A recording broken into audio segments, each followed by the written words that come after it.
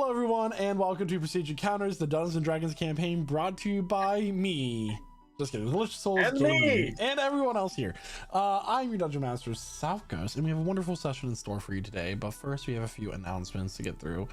First and foremost, you're noticing the 2 of our players are not here this evening as they had other stuff to deal with. But a lot of the music will be here tonight is brought to you by Midnight Syndicate. Midnight Syndicate is a music production group creating goth, horror, and fantasy RPG music that you can be using at your tables at home. They ask that you go to their YouTube channel to watch your music videos. You can listen to the music on Spotify, or even ask your Amazon Alexa device, if you have one, to play Midnight Syndicate right now.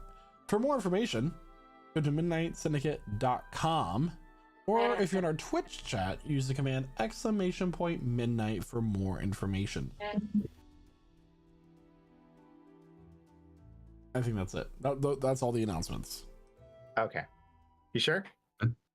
I'm like 90% sure. If you want to win free dice for every 5 natural ones that we roll throughout the session, we will be giving out a set of dice to a lucky viewer who is in USA or Canada, excluding Quebec. Yeah, but we don't give anything to natural 10s. I have rolled a total of 32 natural ones since the start of this game. Hey man, I'm not giving you my funky D4. It's round. And we have so many other stats for all of your characters. If you're in our Discord, there is a / command for it. If you are in our Twitch chat, you can just use ! And then the name of the character whose stats you want to see. So that's really cool. Whoever made that and programmed that's a really cool guy. Yeah, who is it? We should get them on our team. Glazing. We have some technical difficulties. Yeah, I think their work is so good, they should pay us. Whoever they are. FYI, do we get paid for? No, sorry, do we get like rewards for natural 20s, or is that just its own reward? I feel like a natural 20 is a reward enough as it is. So, yeah. I deal 100 damage at this level with a natural 20. Sure, that's right. Anyway, grab your drinks, grab your snacks as we welcome you to our table, and we are beginning the newest session of Prestige Encounters. And here to tell us what happened last week in his own words is none other than Casimir Gray. Casimir Gray back in the house, y'all. Sorry. Death. Again, I was welcomed into the void.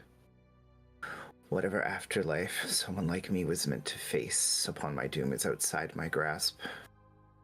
The void instead is endless nothing, no light, no sound, the concept of time beyond perception. Was it moments between my death and revival? It felt like eons more than seconds. When Galder first reached out to me, it was so quiet, so distant. Whatever was left of me was too weak to grasp onto it. If not for Zulkifli, I think I might have been lost forever this time. Instead of remaining the void, I returned to the shattered remnants of the battlefield that almost claimed us all. Aspen had swept Revelor from the chasm below, alive.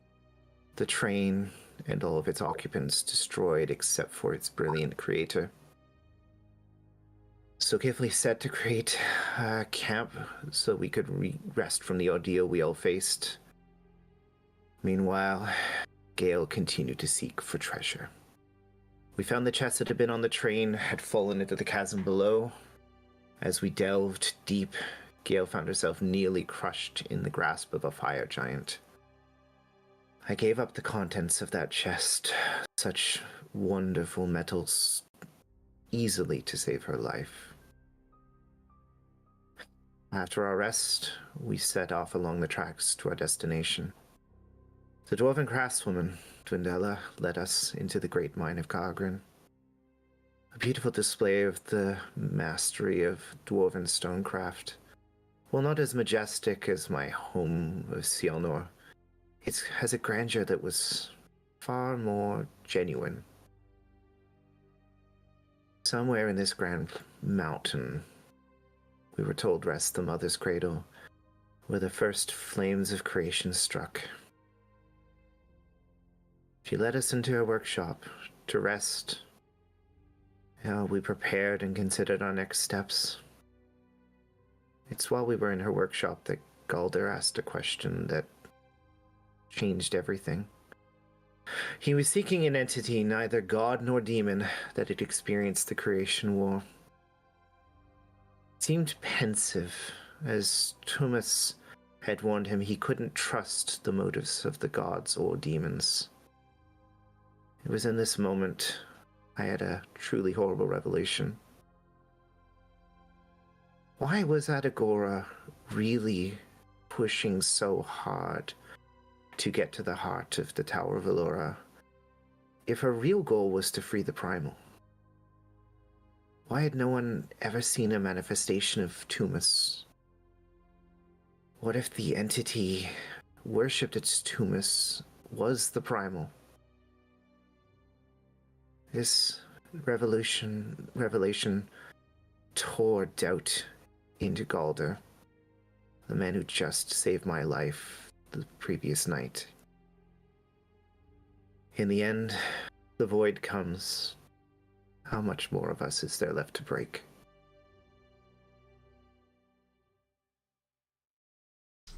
Thank you so much. Emo session over. Oof. So where we left off, Gale had challenged Galder to a drinking contest. As most dwarves enjoy these such things, Dodella comes over the table with a cask of this dwarven gold ale, this rich amber color, as she pours the Belgian lace coats the glass, as you know, some of this runs down. And as you two are about to begin this contest of constitution, the ground shakes and you hear this loud, almost nearly explosive sound.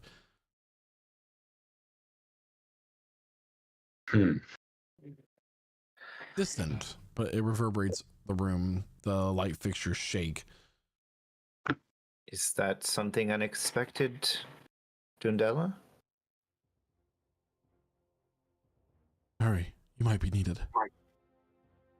And she Okay. immediately grabs a knapsack and a lantern and runs out the door. Well, Oh, no time for this. Feet and heads out the door. He hadn't really settled in. Calder's gonna down the ale that he had and then go. yeah, Casimir's gonna pat Revel on the back saying, "You'll have to wait for your drink." So I'm guessing everybody's going out the door. Yeah. Yeah. I mean, call to adventure. Yeah. So as you all being around those, you start to hear these high, but very high-pitched but very deep resonating whistling sounds, which you recognize to be the same sound that the train used. As steam is pulled through this mechanism, comes out of a narrow, as you're making this whistling sound that kind of echoes. There's been a collapse.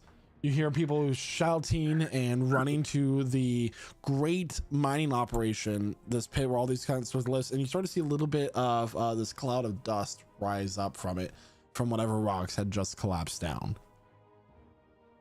Oh boy. I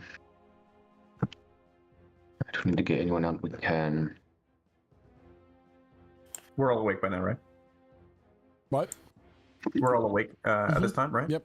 We never went to sleep. We were about to have a drinking contest before bed. Oh, okay. We had a long rest earlier in the last session, though. Yeah. What would you all like to do? I'd like to get a sense of. I'd like to listen out for what that the crash might be. Is it all coming from the same direction, or is there multiple things happening around? So the crash was from the mine collapse. There seems to be a mine collapse in one of the tunnels down in the pit. Yep. Do I hear any screaming, any weird creature noises? Make a perception check. There's no screaming at this moment, but for creature noises. Yeah, that's a 12. 12. Yeah. It's really hard with all the people shouting around, all the other dwarves kind of running out of the homes to come obsessed with whatever is going on. And you guys notice that outside the lifts there is like this spiral path that goes all the way around the cylindrical pit, and that's where you start to be led down. You know, this would be much easier if we could just all jump down there and fly, but... Only we're that simple. Well, I mean... Can always pick you back up. Again. Only if we're that simple.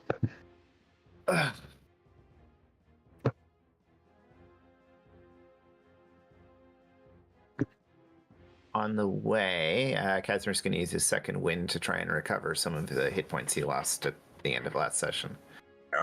Zol will, while running, I guess towards it, he will preemptively perform the rite of the Oracle. Take some damage. He's going to take 3 points of damage for that, and imbue his longbow with psychic damage. Ooh. Yep. A little bit of blood sort of trickling down, but it's like silvery as it touches the bow, and the bow starts to kind of glimmer a little bit. Okay. Any other questions? I'm it's on the setup last second here. I say we did manage to. Whoa. Oh, there's a queue. That's why. That makes sense. Okay. Cool. Just gonna look through my stuff. Yep, got a shovel. I'm good.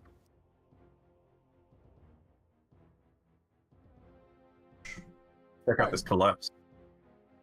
So where she leads you down, there are this large number of these purple quartz crystals that you guys see, and there's just people shouting. There's a couple doors that are coming out that are absolutely caked in soot and not soot, but like dust for the collapse. The ones that made, so one of them has a massive wound in his forehead with like blood that's like caked and then been dried with the dust on top of it. His hair and his beard were all matted. What would you like to do? How many more down there? There's a whole mining operation. I don't know who's lost to the rubble. Okay. I'll throw myself in to start pulling out any survivors if I hear anyone in there. Yeah, as you do this, you hear stop. We don't know if moving rocks is going to make it worse. I'll put my ear to the rubble, see if I can hear any frantic breathing. Yep, make a perception check. Sure. 20 this time. 20. So you do hear that there is a bit of muffled like screams of like help and other aspects of alarm. There are people inside. Okay. Yeah. Dudella's like thinks for a moment. Let me make an intelligence check. Oh wait, okay. Do any of you have ability to like move the stone, or can any of you go into the crevices? I'll nod seriously and bring out a shovel from my bag. Oh, I mean, I can go through the stone, but I can't pull anybody back out. Can you you can't like turn into like a giant worm that eats through stone, can you? I've never seen one like that. Can you like make something up? Let me think. Is such a creature in existence? I wonder. I mean, I myself could move stone, but Okay. Gonna look at this portable hole.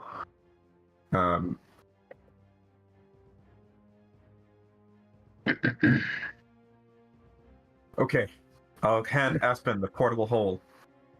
You take this. You go. You find some. You find. You go. You can go inside. Find anyone who survived, and then put them inside, Okay. and then take them back. All right. Hopefully, they not die. Yes.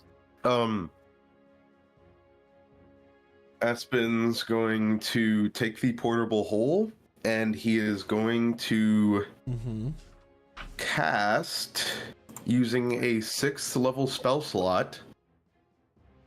You just see everybody around him would see fungus grow over his skin and almost petrify him as he casts Investiture of Stone.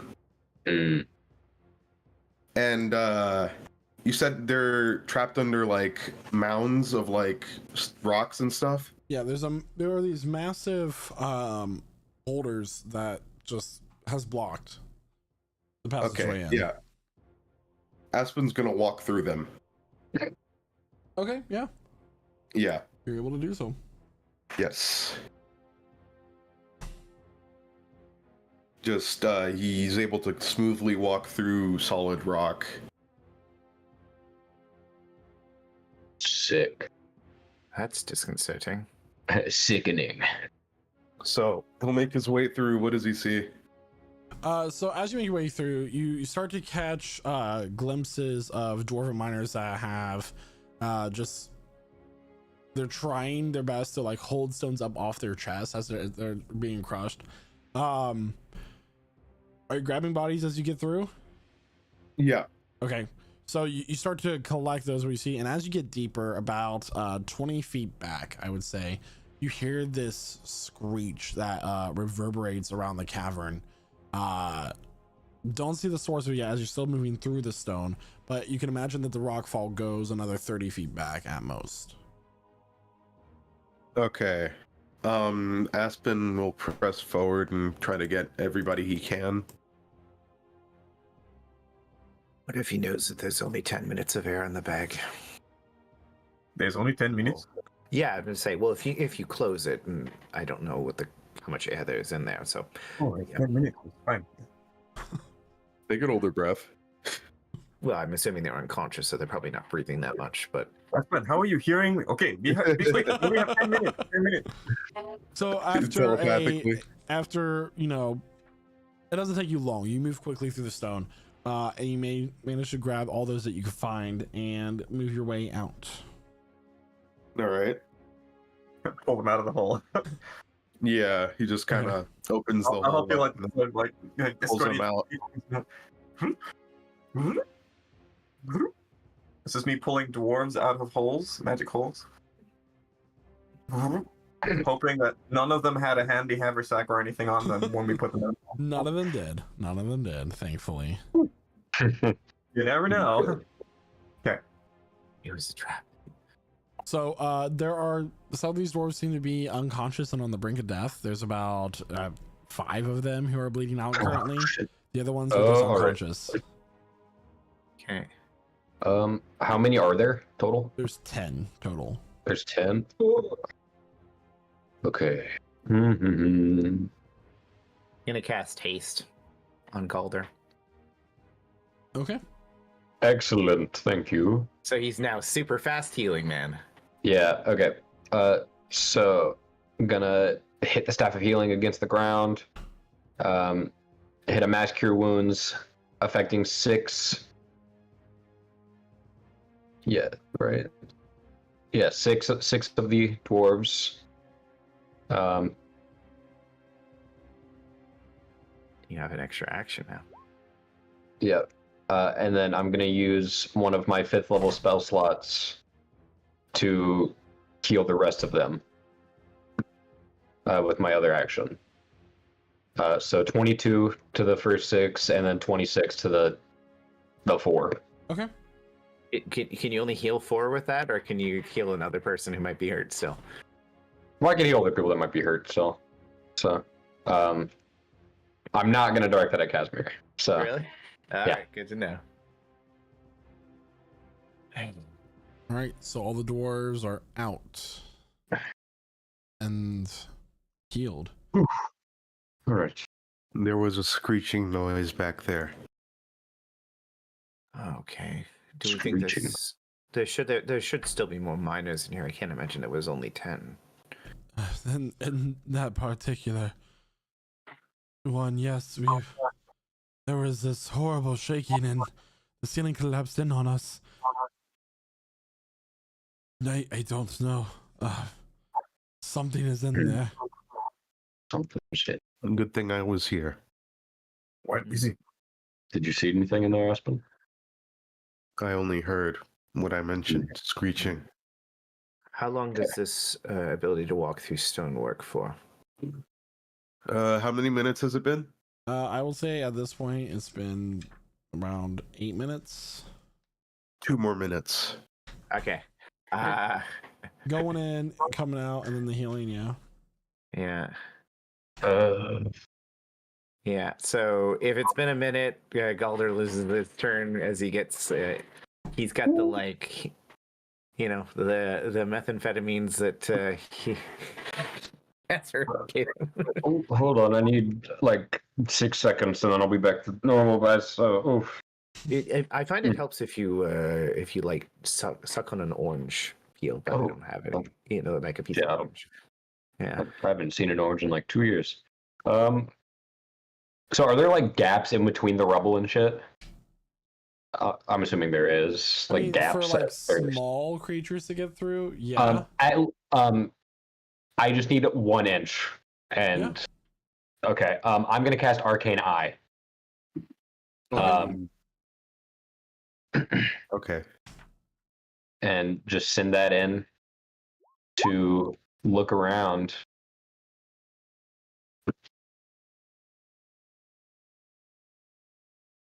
Okay, give me 1 second. Yep.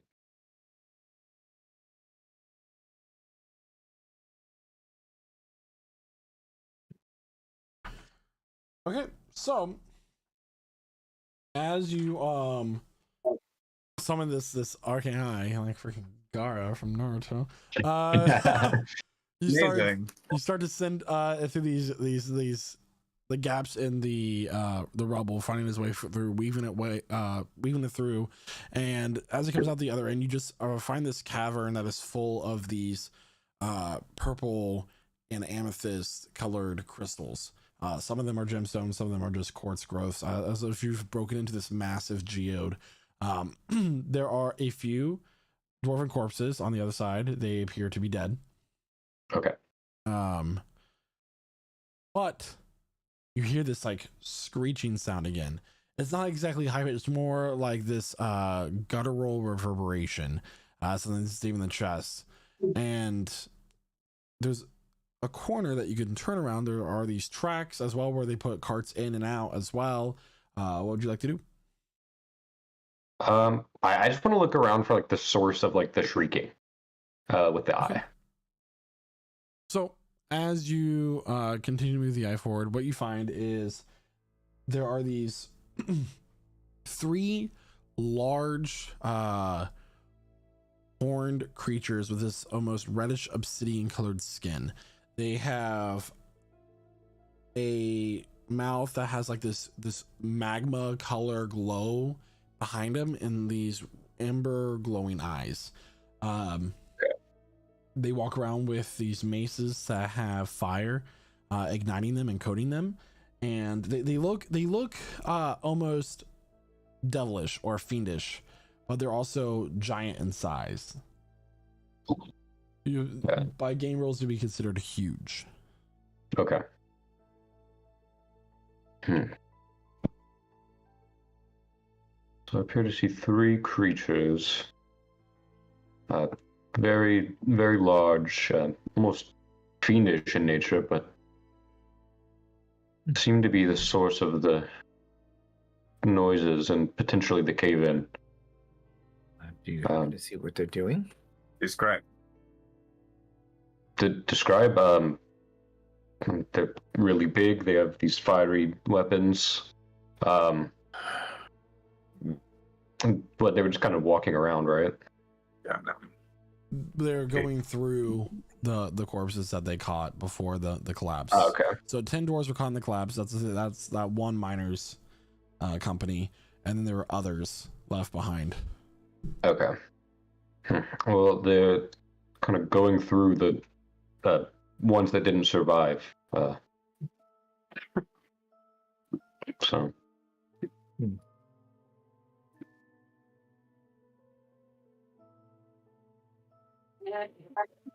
What are they doing? Nothing has ever happened like this before. You think it has anything to do with your conflict with the giants? Conflict with the giants was settled hundreds of years ago, and then after the rune magic was relayed to our own mages, they was set free to their own devices. Many chose to return to the elemental plane of fire. What does it do with me, big? So, there isn't any giants attacking near the Blothkren Pass. Nothing the like frost that. giants, yes. She's talking about the war with the fire giants as Zulkifli saw in the Yeah. his vision. Okay.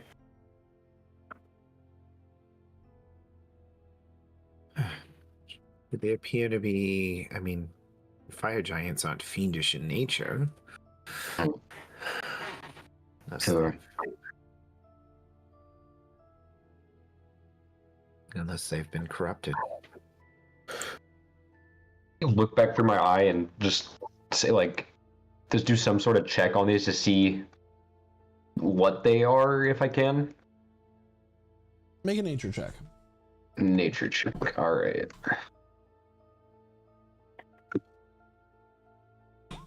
It's a 17. 17. These creatures are quite interesting. They appear to be, or rather look like they were once fire giants, but Okay. they have taken on more fiendish creatures. They have cloven hooves. They have horns that come out from their forehead and curl back. Quite Okay. unsettling. But you're not aware of any giants turned fiend in your readings. Like ever recorded? Okay. It's nothing I've ever seen before, but they seem to be they were once fire giants, but fire giants no longer. That's disconcerting. But, I mean,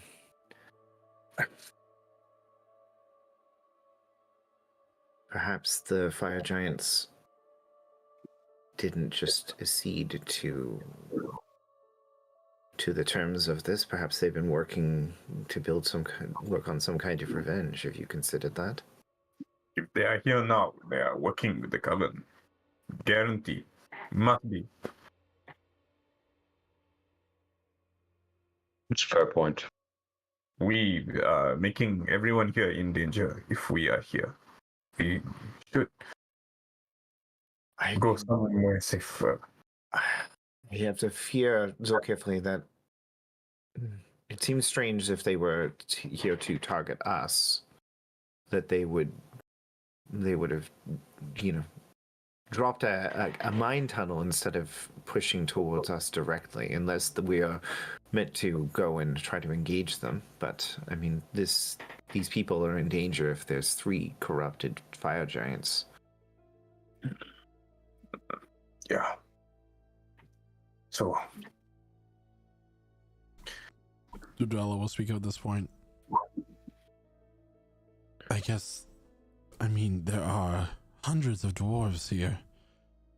If you think that you're the ones that they are truly after, the choices are to fight or to flee and hope they follow.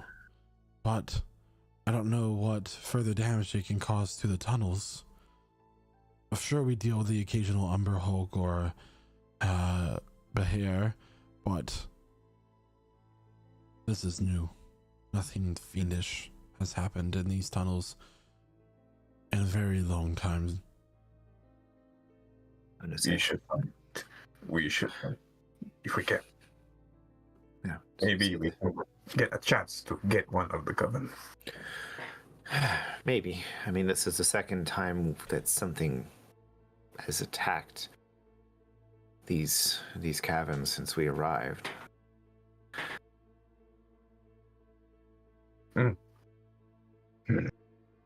So, do we try to clear this rubble, or do you think your people might be better able to assist us with this, Stundella?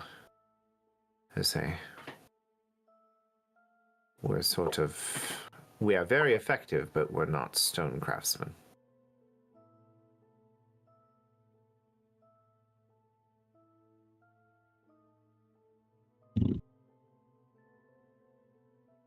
At this point, Golder, you see that the three underneath the feet of the three fiendish fire giants, there is an opening, a circle almost opens up, and this black and red flame shoots up in a column and consumes them, and they're gone. Well, we don't have to worry about them anymore. Sorry? They're gone. How? Gone away. Which direction? Black and red flame came up out of the ground, took them. Probably her. Yes. Does that seem reminiscent of the way that Adagora teleports in and out? A lot of times she sends something to you. There's been a column of flame that's rather persistent with her brand, one would say. But do you know, there's nothing to confirm or deny if that is her doing or not.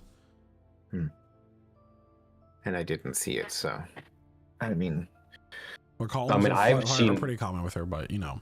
I was gonna say, I've seen her specific columns of fire. Did that look like her specific ones, or? I mean, columns of fire are columns of fire. There's Okay. no... But you described it as specifically black and red. Yeah, you said black and red. Yeah. I would question more specifically if it looked like a form of arcane teleportation or if it was Yeah. just I mean, you said there was a circle on the ground first, right? Yeah. And then, okay. So yeah, it was arcane teleportation in a way. so. That's the second time that an attack has come. Then.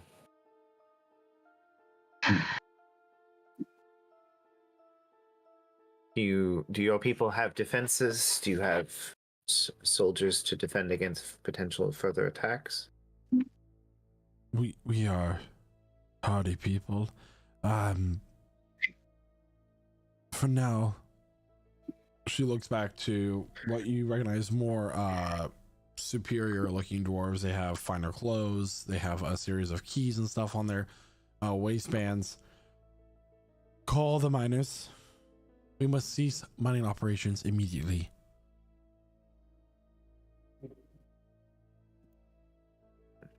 I think it's Probably best the that you best do move. not rest here tonight. No. Yeah. You'll take We one of the should- carts immediately. Okay. Maybe we can lead them to us instead. They may follow us, and so we leave you alone. Well, before you go, please rejoin me at my home.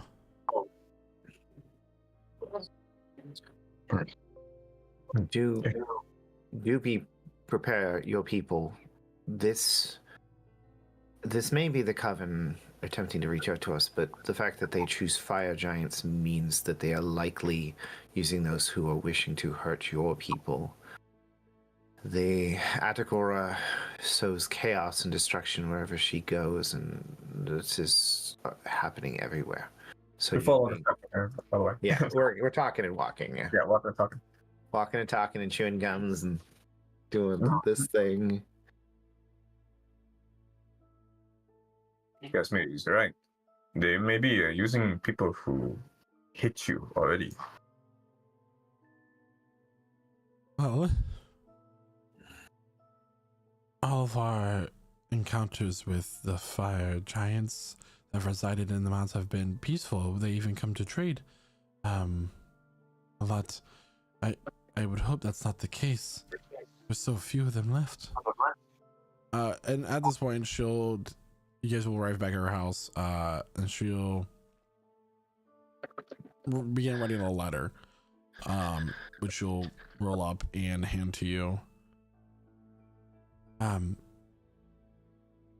Braxgore Stonebreaker is the name of the king in Stone Lagar. He's my brother. Can you spell that for us? Braxgor Stonebreaker. Sounds spelled exactly how it sounds. Her name is Dwedella Stonebreaker. I am the royal engineer, but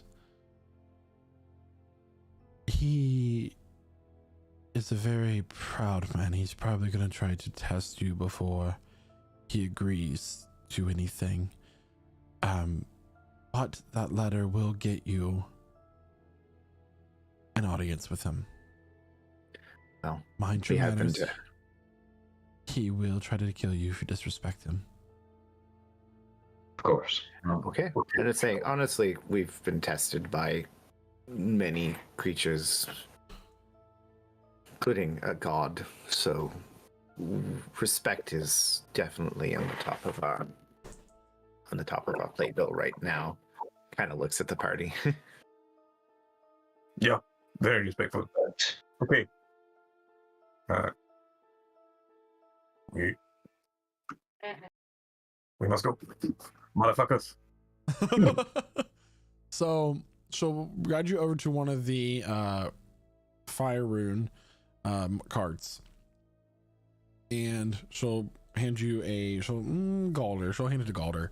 A small mallet with it's like a smithing hammer, almost like for finer, more detailed work, and it has the rune engraved onto it. Think of this as a sort of key to a lock. And she'll walk you over to what is almost like this engine looking thing. Almost it's like a kiln. Okay. You just tap that with the mallet and it will ignite. Okay. All right. The ball peen hammer. Be mindful of the flames in the back. Yes, that's why I'm not hitting it yet. Because we are standing very close to it. Okay. Anyway, Thank you. best of luck. Thank you. Be safe. You as well. All right. Casimir will Everyone ride in. in the back of the cart. Just in case the flames get out of control. Everyone in? Everyone ready? Mm-hmm. Yep. All right. Dink. All right, so upon striking the kiln with the hammer, this almost like an exhaust pipe in the back will start to sputter to life, like kind of giving you some kickback, and it's like a small torch gets lit, like a blowtorch, and it begins to propel you guys forward along the track. Not nearly as quick as a train, but it is still faster than you would be getting on foot. Yeah. So we're walking a train instead of running one. I'm gonna have a group of demons run a train on you if you keep it up. Didn't that already happen? Anyway, and so you're traveling. Is there anything you would like to do while you travel the rest of the way to Stone Lagar?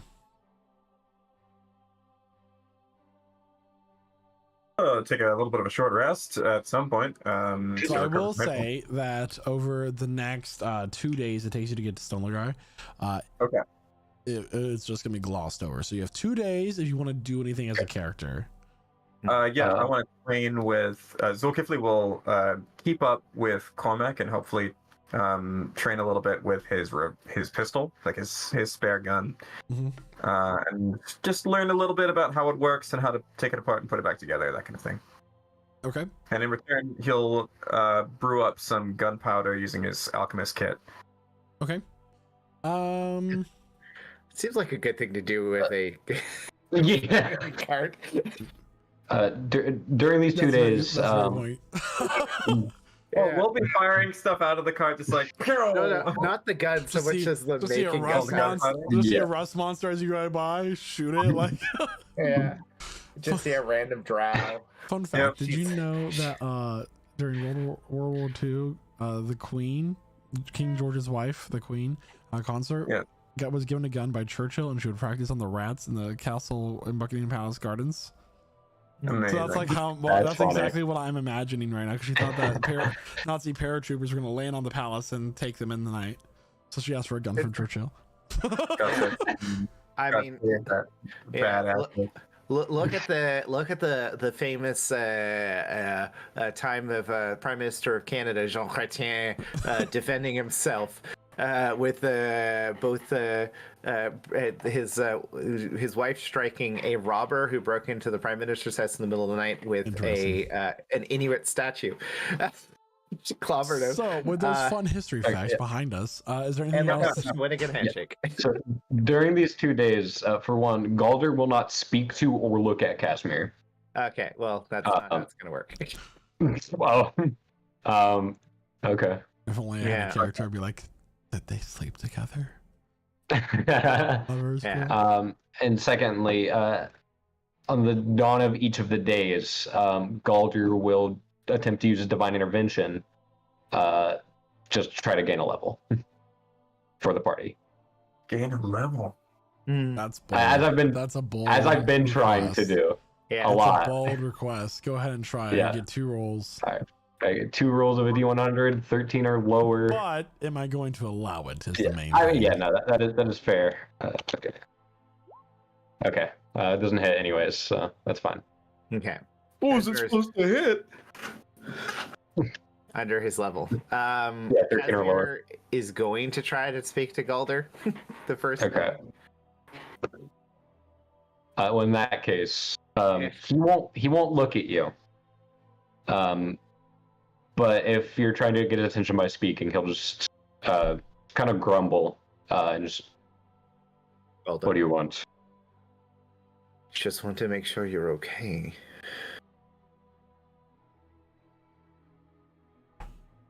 No, I'm not. I didn't think you were. You know I don't mean offense to you by what I was suggesting, right?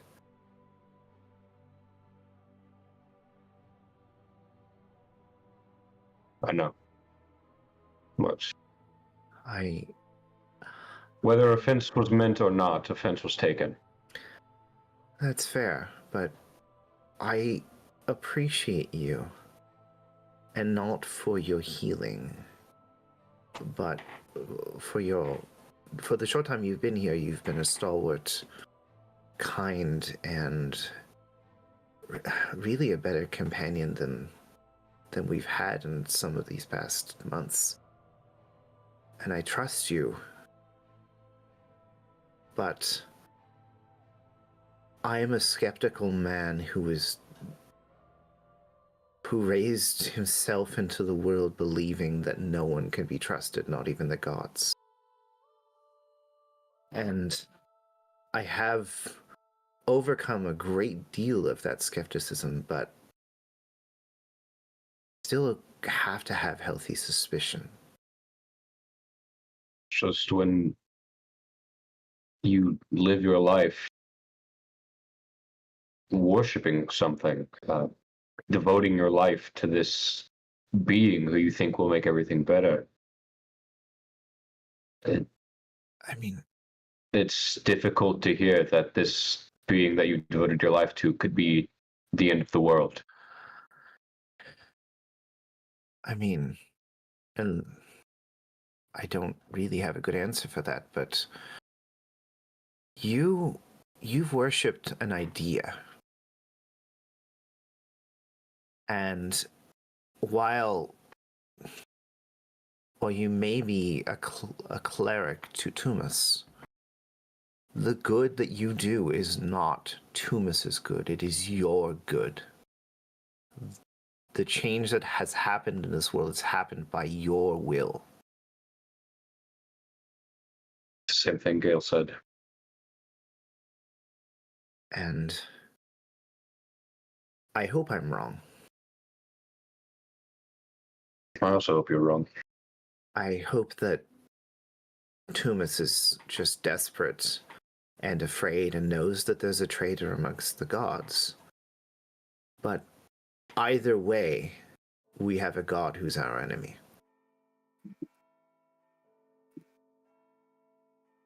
And It's just a matter of who to trust. At this point, I think we have to be a little skeptical of everyone. But your faith should be in the good that you bring to this world. You, by your worship, give power to the gods, not the other way around.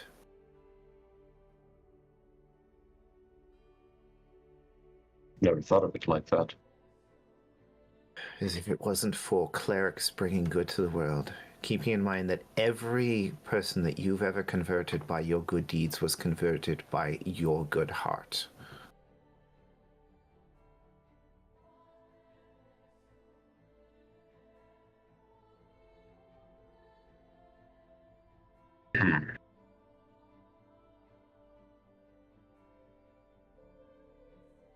This is giving me much to think about. Even more than I already had to think about. Yes. And I'm sorry. Forgiven. Yes. Please stop hurting me. It was one time. I know, it's fair. I mean, honestly, I was terrified that I had your connection, so. No, I fortunately am still able to use this magic, so we'll see. We'll see where this goes. Yeah. Everything changes. Everything changes. Something I need to accept. Well, we'll see what happens next. We will. Thank you, Frank. Thank you. Yeah. Bang. You got another one. Thank you. I think. Wait. Wait, it's okay if I didn't even help.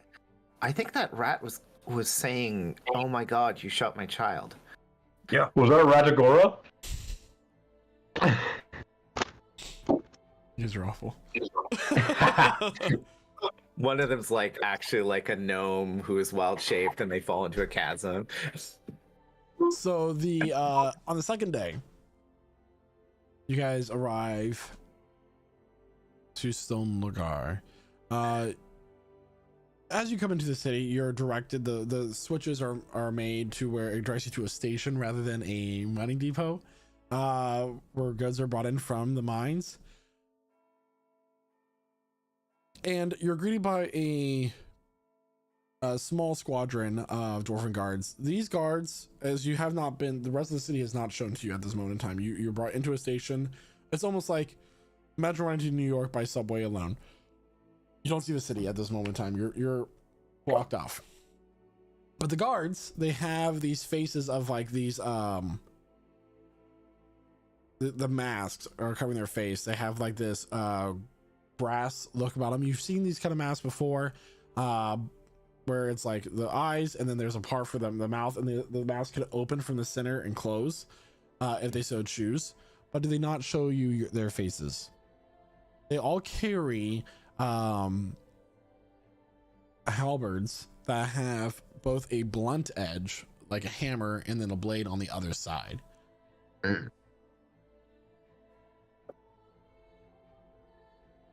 You pull up.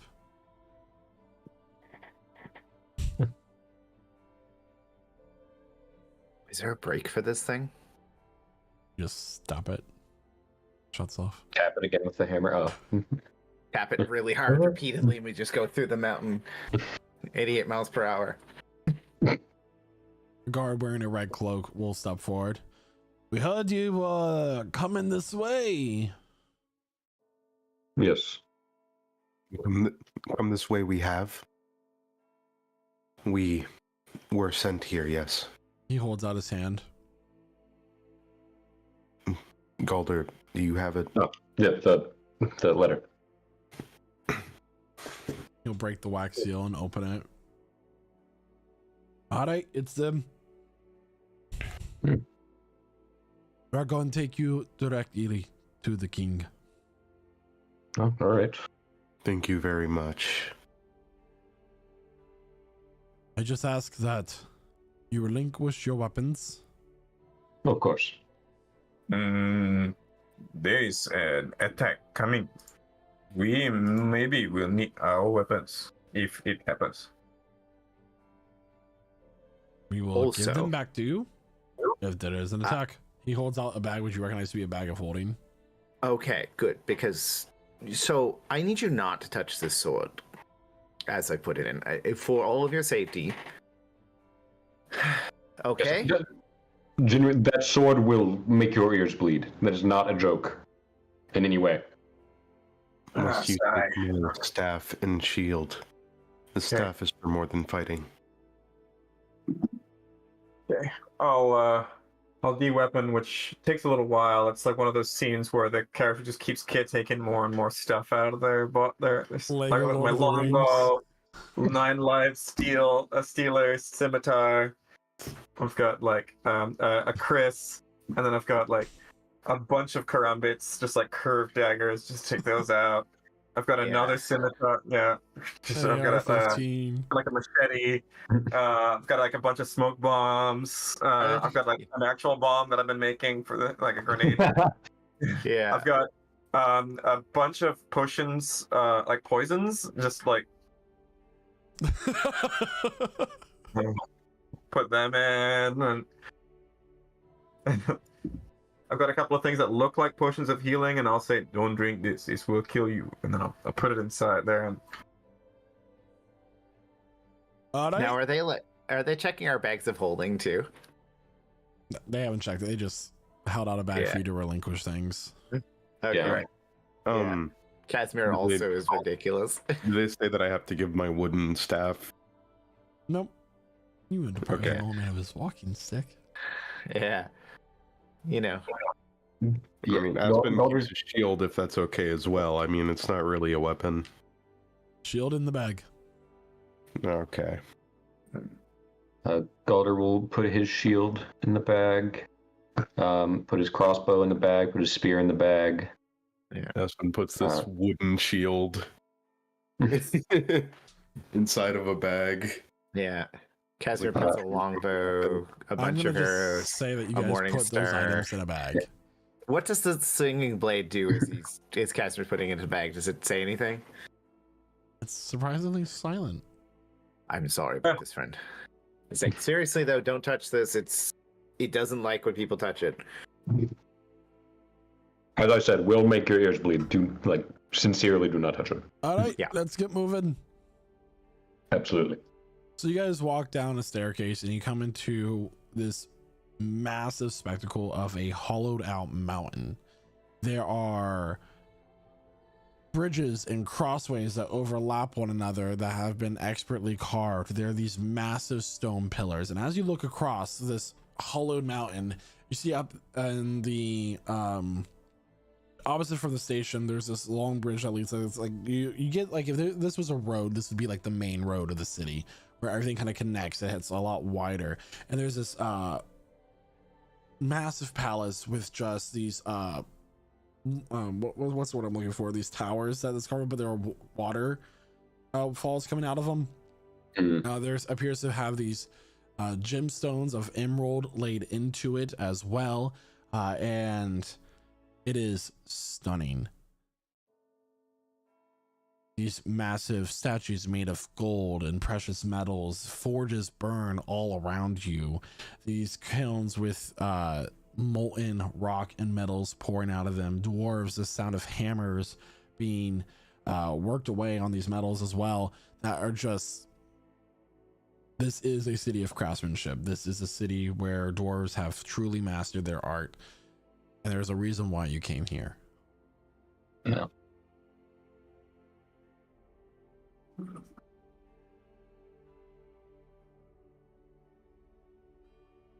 As you proceed forward, you go straight to the palace, where there are these doors that are made of pure adamantite. The gates that also have artwork put into them as well, and it is that of their god and a forge, as he seems to be making the first dwarves. You continue on through now these polished marble tiles. Statues of dwarven kings of old and dwarven heroes line the ways with these pillars. And you can continue on forward. There are gardens of these strange looking plants, a lot of root plants, things that don't require a lot of light, giving twisted shapes and strange colors. As you continue on, a few creatures that look like a mixture between a wolf and a dragon patrol as well, with their handlers wearing the same armor that you've seen the guards escorting you, except these ones are wearing cloaks that have black. All the guards within the palace wear black cloaks, and their armor is that more brackish colored. It is more black as well. Almost like gunmetal colors would be the best way to put that. And as you continue on, the next set of doors opens up, which are now this more ornate silver metal, and they proceed onward, and you brought down now a carpet with polished stone that's and tile that is that of black and white. Without going further into detail of like how great the dwarves are at stonework and craftsmanship, we'll continue on to the king. He's just got such a long beard. That's the first thing we see, right? His beard is white as snow, and he has just these beady black eyes and kind of a crooked nose. He is stout. He has a crown that is made of this orangish metal, which you recognize to be orichalcum, with these brilliant stones set into it as well. In one hand, he holds a hammer that appears to be made of pure gold with a bunch of gemstones in it. That is very scary looking. And in his other hand, he holds a smithing hammer. So he has a great hammer and a smithing hammer. You're all brought forward. The court grows silent. What do you all do? I bow.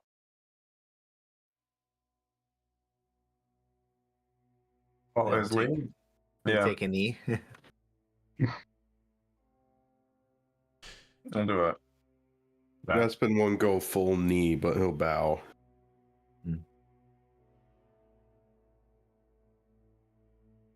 I don't expect a lot of outsiders to understand our traditions, but it is customary, as some of you have, to kneel before your king. Absolutely. Can I kneel?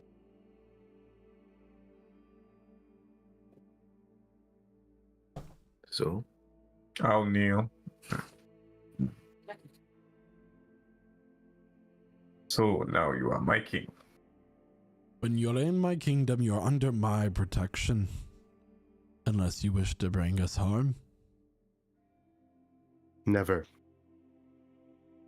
He looks out to the court, these dwarves in these elegant robes and gemstones.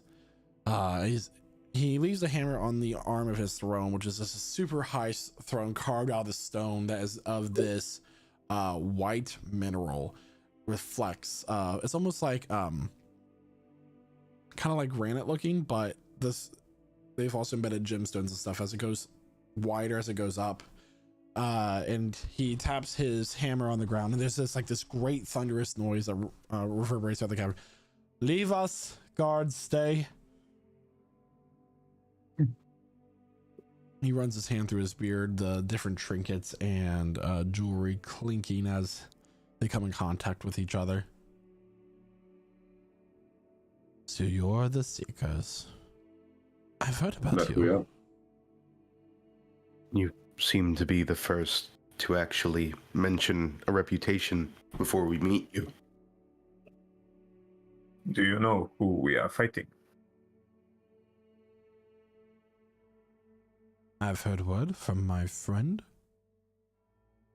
Queen They- Athelrin, a long, Yeah.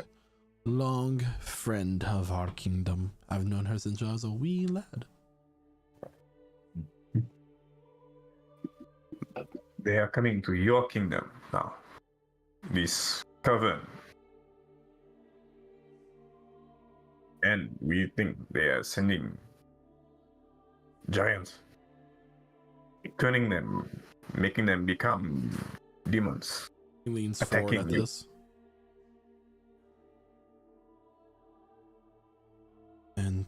Interesting.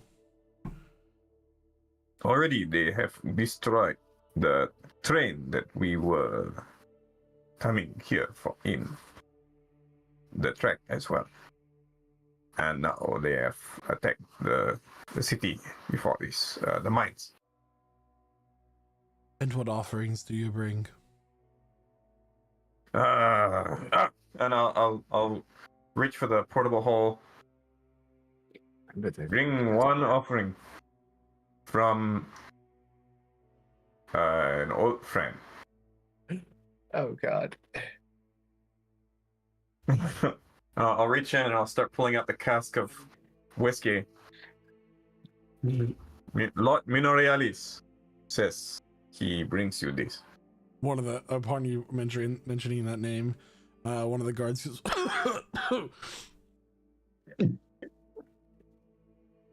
Minorialis? That elf wants his name to be brought into my halls again? After he defiled my son? Apparently so. Yeah. He did help us make our way here. Make your persuasion check. Who? Zolkifli, he's the one who's offering. You can do it with advantage, so. Guys! Oh no. Okay. That's not bad. It's a 6. Oh. About as well as expected. Damn. Damn. With advantage? What else did you roll? Oh my god. Rolled a 6 and a 7. Jesus. I got a -1. Jeez. Do this. Why is so carefully the face? Why do we let Zolkifli talk? You better have a lot more to offer than just a cask of whiskey. Oh, but There is a lot more. that was more the peace offering from Lord Memorialis. Now we're going to give our offerings to Kipling. Aspen's gonna look at everybody like Did we bring a bunch our of gems? offering. Brought a lot of gems. Yeah. And also Nice. something. Gail's gonna whisper that she. I think we left the gems behind. No, we didn't. No, we didn't. Give it to the fire giant. No, that No. wasn't gems. That was ingots. Yeah, we brought gems from the We dragon. brought our own gems. Yeah. How many gems did we bring? I'm imagining Bro, this look at all Shannon. happening in real time. Oh, yeah. He's just tapping his fingers on the arm of Yeah, his chair, we're like leaning we're onto like it. whispering to each other like, gems so carefully. Stop being stingy and give him the gems. Well, they're I'll bring out the gems. Okay, we bring you also this offering of gems.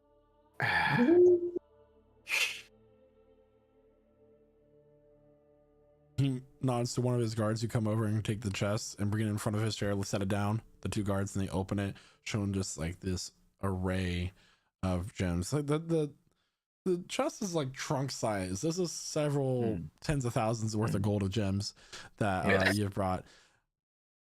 These are claimed from a majestic dragon horde as part of our adventures, and we give them to you as a gift. some of them appear to be some rather ancient cuts. So. You can make a persuasion check, Casimir, with advantage. Yeah. You need me to do it? I'm presenting it. I mean, friggin', I'll do it. I mean, it's bad either way. I wish I had inspiration right now. We are bad at this. That's a 3. You are so back. Oh, Let me roll again. Also, is it not rolling into I got the 3. You have got the advantage. 3. and a 4?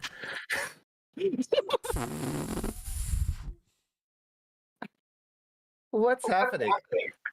You may have a array of wealth that you can flaunt in my halls. But I may have heard some few things you've done around Mernwin. But I will need a test to be passed of my own. well, Of course. I did want to bring this up as soon as we walked in. I'm not one for technology, but your sister seems to be a very astute engineer, easily surpassing those of Lernben Hollows without the crutch of Noxiarium. We were very lucky to have saved her in the accident we had back on the tracks. It was quite gruesome. Casimir, in your head, you hear, do we give him the ingots? Can you hear his thoughts? I can hear your response to that. In his head, he says, as a backup, but the challenge might be fun. Understood. That's it. A good communication cut As from you there. previously mentioned, there are giants that are being warped by this so-called coven. I think this test would prove valuable to you, and it would help me. From my understanding and the messages I've received from my sister that you so graciously saved, and which I am appreciative, which is why it is a simple task I am tasking you with. In the Frodtrust Forest, just beyond Blothkren Pass, is where these frost giants are coming from. I have sent some scouts out there. The last thing we heard from them is there's some kind of ice fiendish power coming from it, empowering these giants, twisting them into something else. A select few, but they're deadly nonetheless. I understand that you want me and my craftsmen to forge a weapon to help you defeat this coven. But I Yes. cannot do so without taking care of these ice giants first. My forges are far too busy crafting new weapons, as many are being lost on the battlefield. Why are they attacking you? So, earlier in the campaign, way back when, it was revealed that ice giants were attacking the dwarves in order to collect souls for this ritual the coven wanted to do. They have been creating conflict in the world to get more death, yet intercept the souls from it. So, you would have been aware of this. He goes, and he relayed that to you. But I want to hear him say it. Yeah, he relays that information to you. Yeah, good. Then we will help you because this will also hurt the coven. Honestly, this was a task that we were considering in the first place as we came here. Do this for me, and I will have my dwarves. I will have my smiths forge a weapon. Question before we start. Would you like to see the item we'd like to have forged into a weapon? Makes no difference to me. It might give your craftsman time to consider. I've never seen an item like this forged, and I know we came here because you are the most magnificent craftsman in the entire world. You may leave it here. You may leave it here with me, and I will have the royal smiths take a look. So Casimir will try to get the horn out of the bag of holding if Soul lets him. It's a big ass horn, right? Yeah, it's about Yeah. a yard or a meter in length. Yeah. Makes that sound as it comes out too. Yes. This is taken from the. This is the horn of Sleeping Winter, taken from a great demon imprisoned by the god of winter. He gestures to the table, which has like a number of other offerings of audiences he's had set up before it. Yeah, he lays it down. The lore behind the horn is just so fun for me. If you want to rest for the night, you may do so. You Is it have late? one day before you set out. It's actually the morning. You have the whole day in this dwarven city. And you will set out in the morning. Of course. As you Are wish, we- my king. Of course, my king. Are we permitted to stop? Do as you wish, just cause no trouble. Of course. We are the no trouble kind of people. He sighs wish a for- person. Do you wish for a guide? Yes, a guide would be quite helpful. Very well. He's gonna slam his hammer, the shaft down on the floor, which once again this thunderous echo, and this very as far as dwarves go, this one is stout. Like he is stout, he is portly, kind of starting to immediately kneels, which isn't very far of a distance. My king, this here is Godric, my page. My cousin. He will help you. When he's not, it's better off that he's helping you than stuffing his face. Godric is just sweating. Whether it's like the 10-foot run he just did or what, you do not know. But he is sweating profusely. It would be my honor. He has like this very long amber beard that's just like a rat's nest. There appears to be like some crumbs or leftover cheese in it as well. He has a head full of hair except for the very top. It is like a monk hair where he's going bald. And just these over opulent robes, very gaudy, doesn't quite fit his form how they should. And just these like blue eyes that seem to be glossed over from whatever he was drinking in this early in the morning. Dwarves. Gotta love them.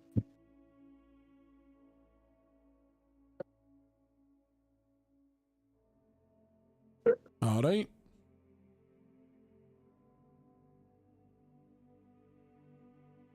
Godric Yeah. struggles to stand up from his kneel. I'll offer my hand to help him up. Thank you. I appreciate it. Yes, my friend.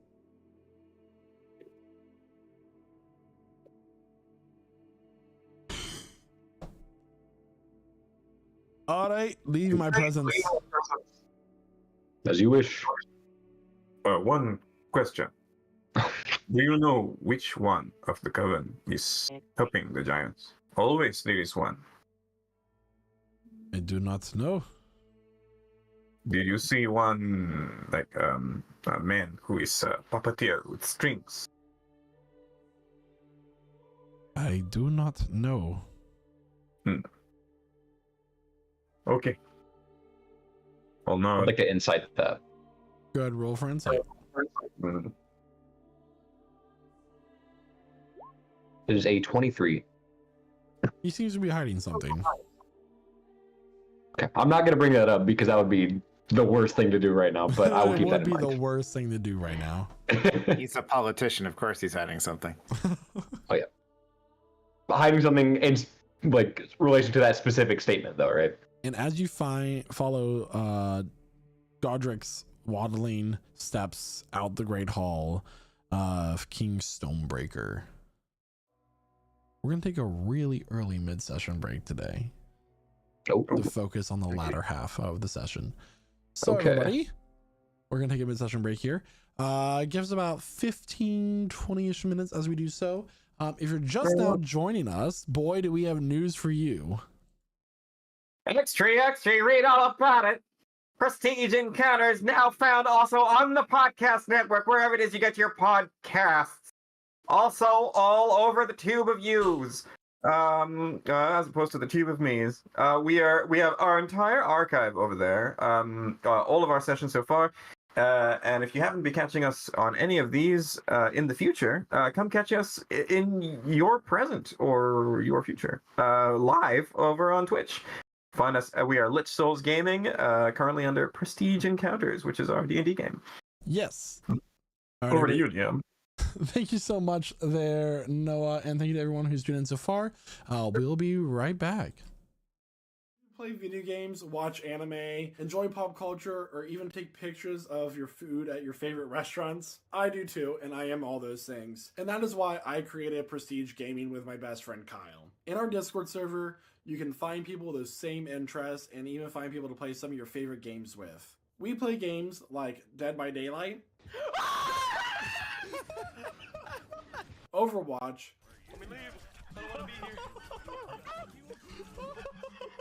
Sea of Thieves. Here, I can try to shoot the other ghost ship. What is going on? Does anybody else see this ship doing a backflip? Fortnite, and more. I have in the Prestige Gaming server, and I've met several of them in real life and taken trips with some of them, such as our trip to Seattle in 2023. And you can join the server too. Just go to pgc.gg/discord to join the server. I'll see you there, nerd. Hey, do you like D&D? Are you struggling to stay awake? Let's not be with that. You can use this code to get a discount on Found Familiar coffee. Me?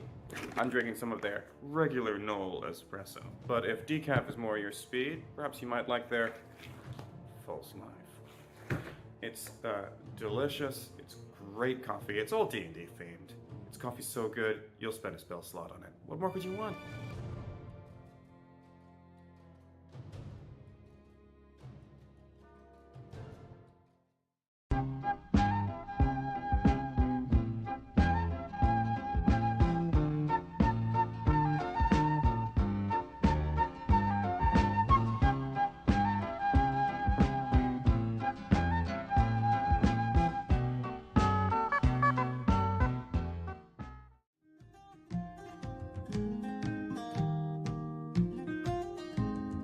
There will come a soldier who carries a mighty sword. He will tear your city down. Olay, olay, O Lord. Olay, olay, olay, O Lord. He will tear your city down. Olay, olay, O Lord.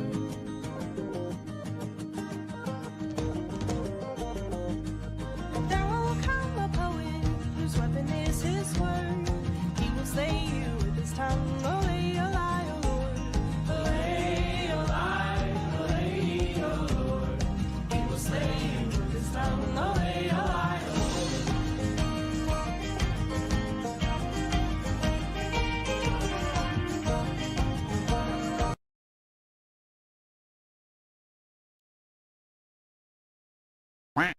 Has this ever happened to you?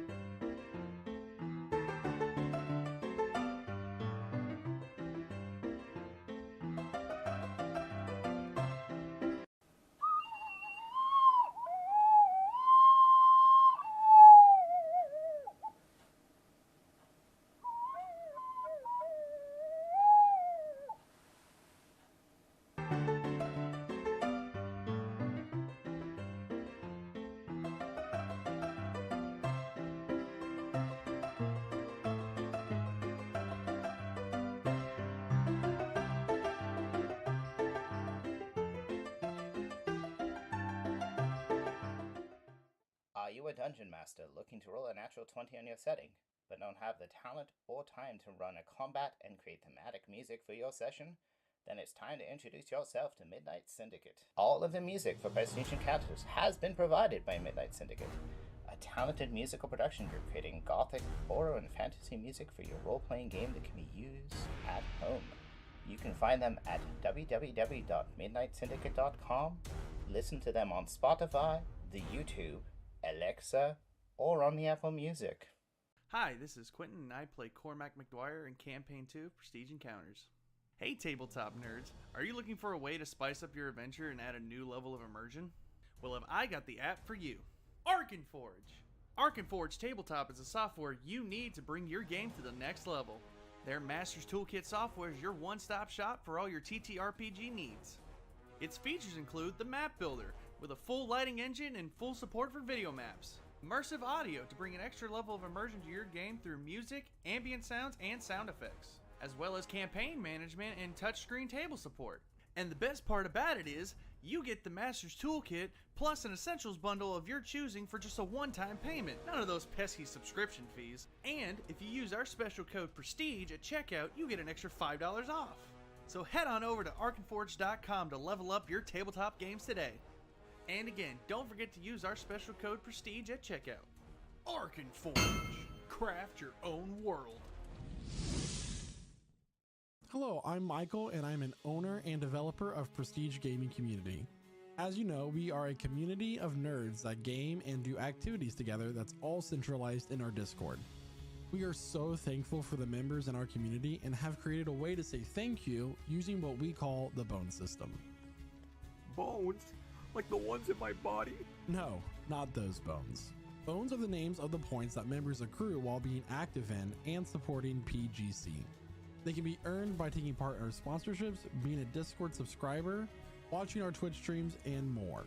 Your bones can be turned in for a variety of rewards such as ranks, items in our Minecraft server, or you can save up the bones for higher tiered rewards such as dice sets, letters from your favorite characters in our Dungeons & Dragons campaign, NPCs or players, or even things like a t-shirt or a Steam gift card. For more information, go to pgc.gg/discord and find your way to the Bone System channel for a complete cover of what it is to be in the Bone System. Thank you so much for watching the stream, and stay tuned for more adventure.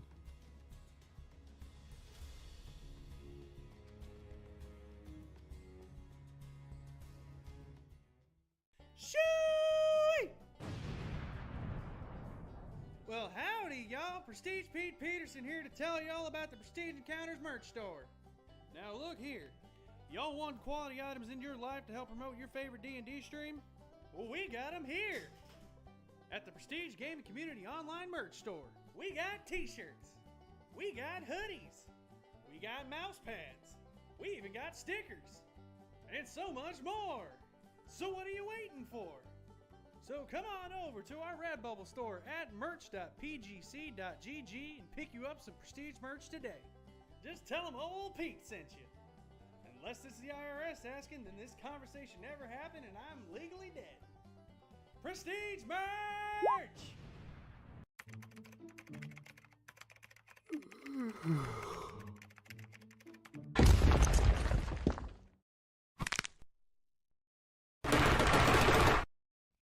Did you just yawn?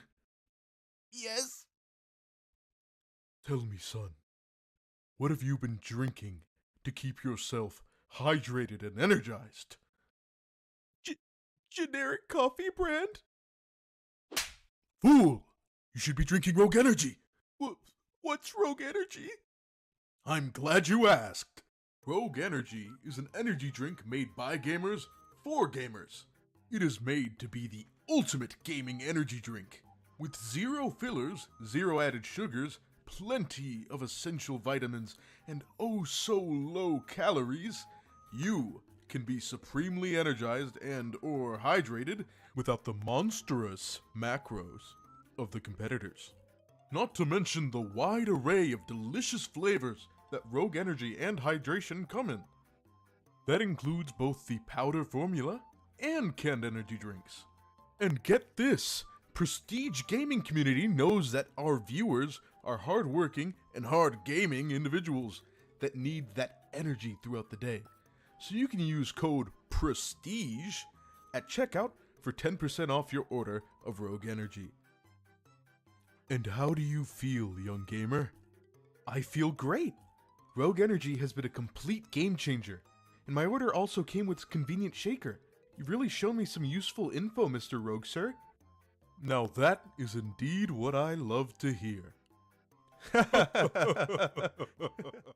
Hello, dear viewers, and I hope you're enjoying this mid-session break, and I hope that you're also enjoying the session so far. Did you know that we have a TikTok account that shares the same name as our Twitch channel?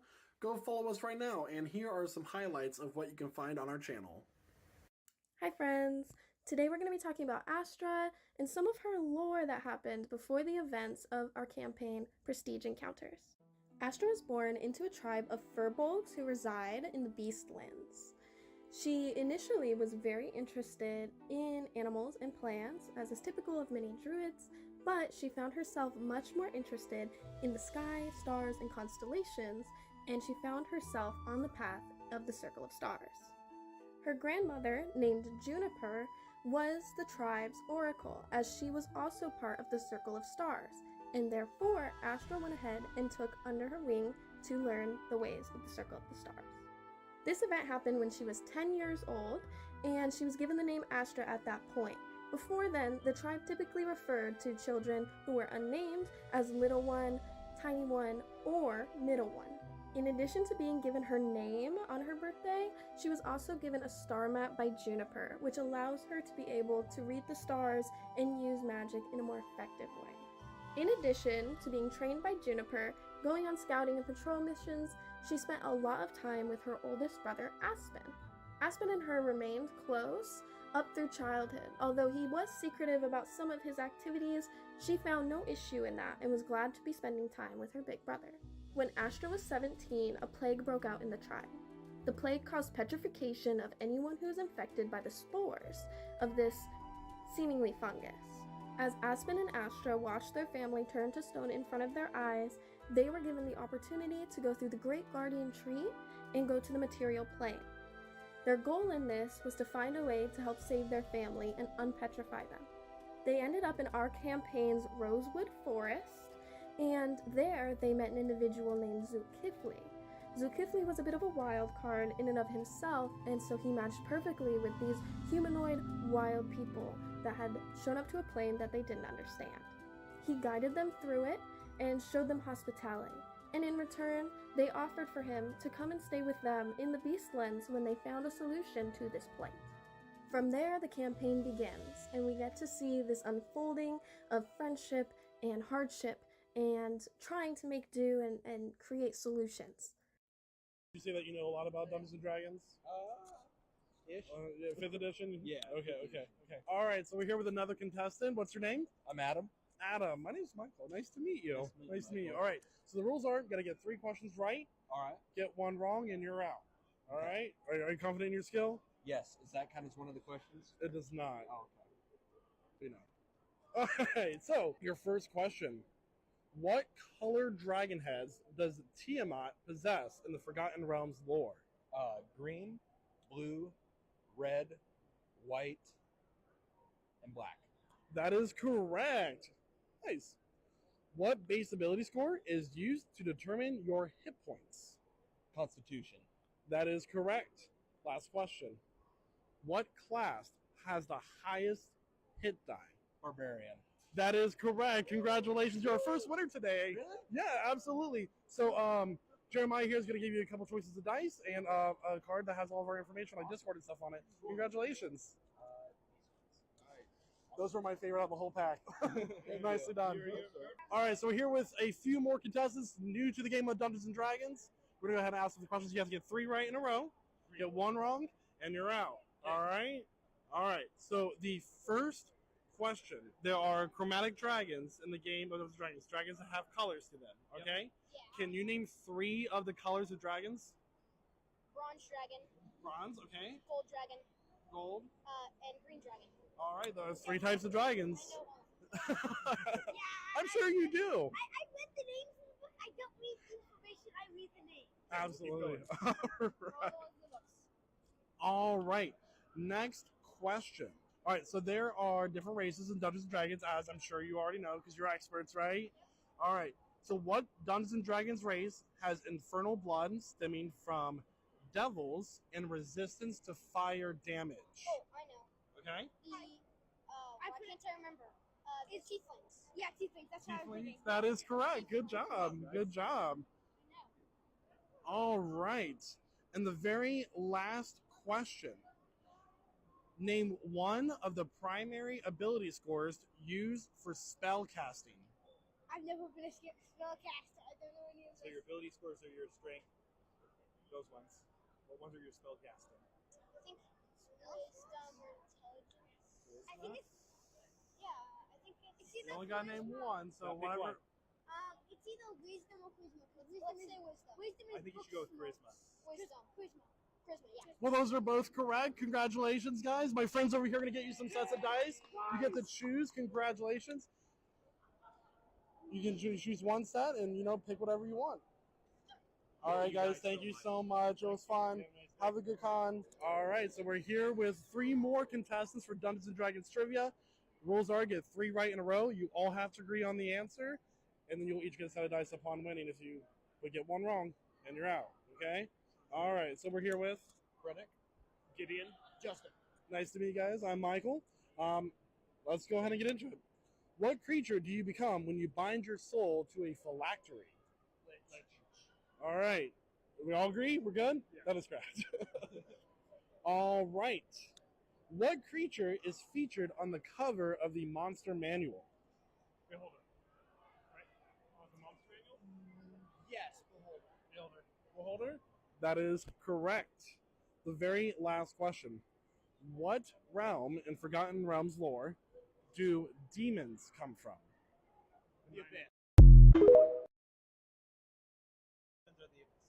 So, answer? The Abyss. The Abyss. That is correct. Nice job. That one's been tricking people out. They've all been saying the 9 hells. That's Devil's friends. All right. So you can go ahead and choose one set of dice each. Thank you. Congratulations, guys.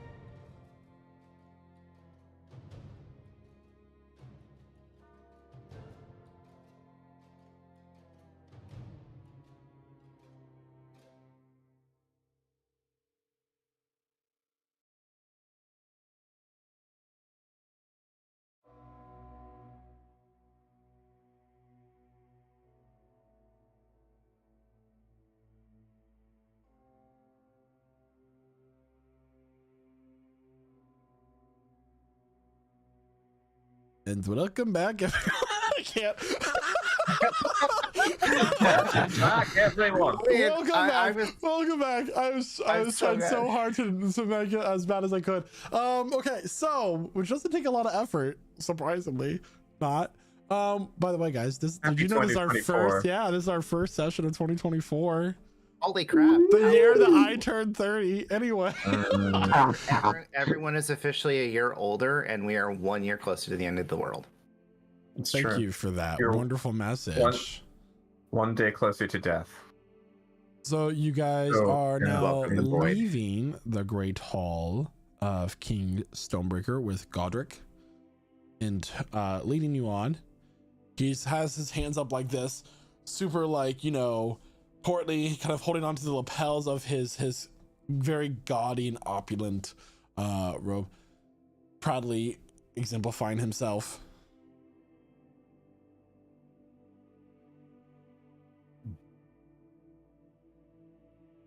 What are y'all doing?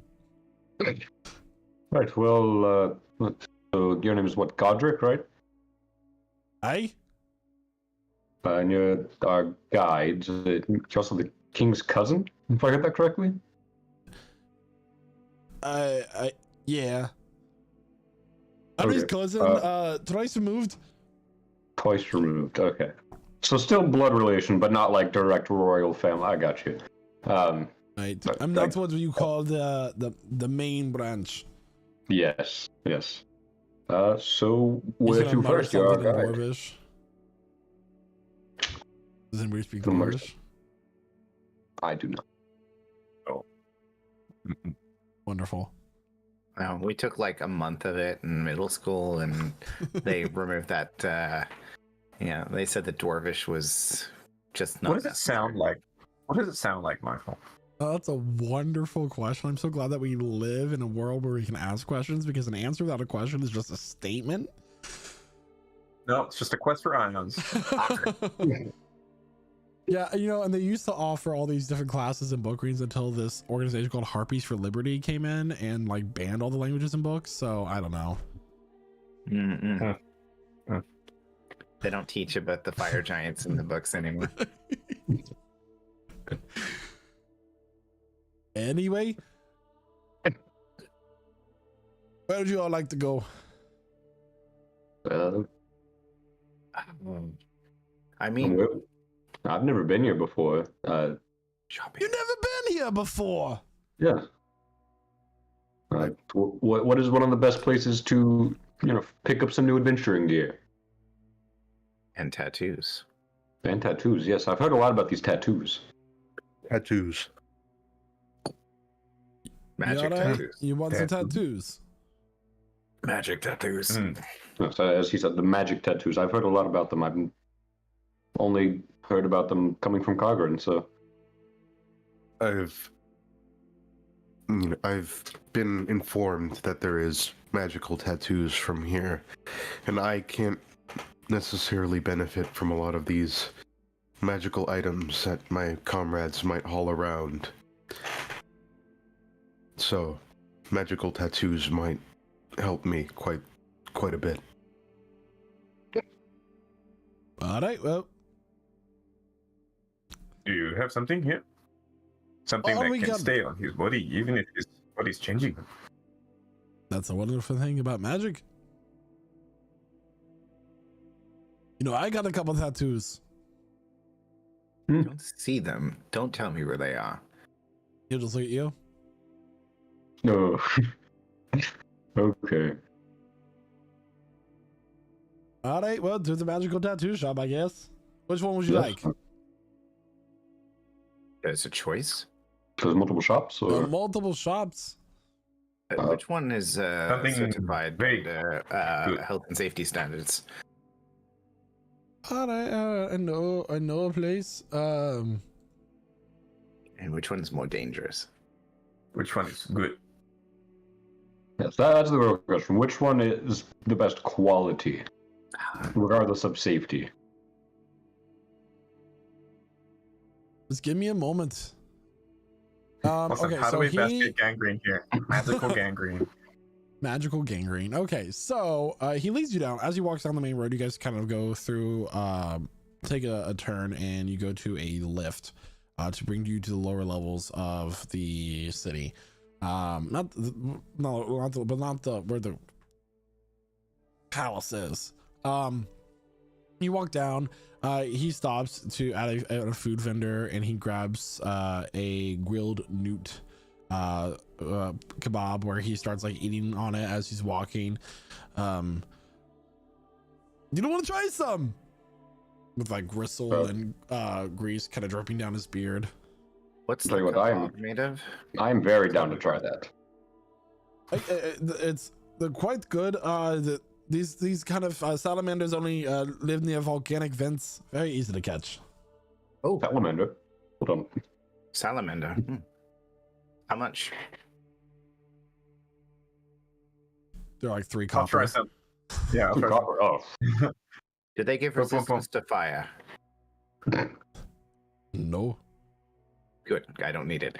Who here as a character would not do well with spicy food? Anyone? Come on, be honest. Come on. I mean, Casimir's Come on. resistant to fire. He is real good at spicy stuff. Look, who's the whitest one here? Okay. Casimir. But he's also resistant to fire, so I assume he's good with spice. I feel like out of the total group, I feel like Gale would do the worst with spice. But out of the 4 of us here, I don't know. Probably Revelor, unfortunately. Yeah. He's got that Just so chili these stuff. times, they have a heavy like spice to them, along with being very savory. So you get this taste of like, it's not chili pepper or any kind of pepper. It's some sort of root that they grow here that gets ground up. They call it fire root. And it is quite delicious. It's grown, it's dried out, it's ground up. It gives you about the heat of what would be between a habanero and something a little bit more spicy than that. But it's not like some of those extremely hot sauces where it's just spicy to be spicy. It is a smoky, It's actually flavorful spice that is exactly what you need when it comes to spicy food. So, is this the first time Zul has ever looked happy truly with a meal? He's had curry before. Because he's been trying to get like real spicy food. One of the few times you've Yeah. seen him really happy with a meal. You've seen him before. I mean, there've been magical meals we've had that were like just what he needed, just what he was looking for, but this was pretty close without magical means. Yeah. But Aspen will not eat meat. Oh yeah, that is the issue here. It's a newt. There's not meat on it. It is technically meat. But by definition, it is meat. I mean, unless it's magically You conjured fuck out of... your way, I'll fuck mine. That's enough. a thing that people say. Yeah, fuck your way. Oh, yes, me.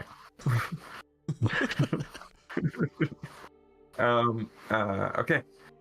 Well, I'll buy a few more, and I'll just sort of chew, like, happily nibble on them as we walk through the streets. Oh, it's delicious. Like biting into a very juicy chicken leg, which is like the grease runs down. It's like the dark meat. It's rich tasting. Oh, it's wonderful. Guys, I may never want to leave Kargren. Yeah, if there's one thing that Kargren does well, it is food. I mean, it's the only thing. They're actually bad smiths, but they make up for it with the food. They're like, people are like, oh man, they're super good. I got indigestion. All right. And he brings you into a shop, and these shops are set up where, you know, there's all sorts of shimmering dust in these vials.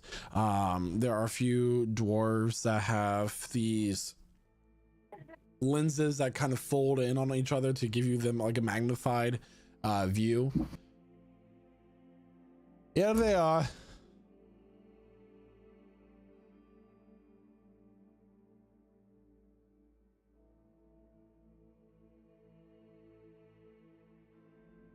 Well, say hello. Hello. I'm checking it. I'm checking what it looks like. So, yeah. Hi. Do you have tattoos? I mean, we don't have tattoos to just slap on ya. We kind of make them. It'd be interesting if you had like a They're magical sleeve you could yes. just slide over your arm with the tattoos already on it. I'll browse their stuff with interest. Do they have anything written down about what they can offer or what they can do? Or... Yeah, Aspen was going to ask for a menu of any sort. Well, he's going to explain a few things. So, there are 1, 2, 3, 4, 5, 6, 7, 8, 9, 10, 11 tattoos that you can choose from here. All of them vary in price. Just keep in mind that if the more uncommon it is, the larger it is for in terms of your character design. This is not something that can be arranged. So the first one is an absorbing tattoo. It is very rare in terms of the price. And it does, all these do require attunement, by the way. You basically get a random resistance to type of damage. Random, or we can we can't specify. It is random. Either I decide or it's determined randomly. So that's number one, the absorbing tattoo. The next one is known as the life well tattoo, but it is also very rare. It will give resistance to necrotic damage. And then when you reduce to 0 hit points, you drop to 1 hit point instead. And it cannot be used again until the next dawn. It's a one-time use. By the way, all these tattoos has this man who Godric introduces Zachary, this wily dwarf with this blue, powder blue beard and hair that's slicked back with these magnifying glasses on. He also says, like, if you lose your attunement to them, they disappear. They're gone.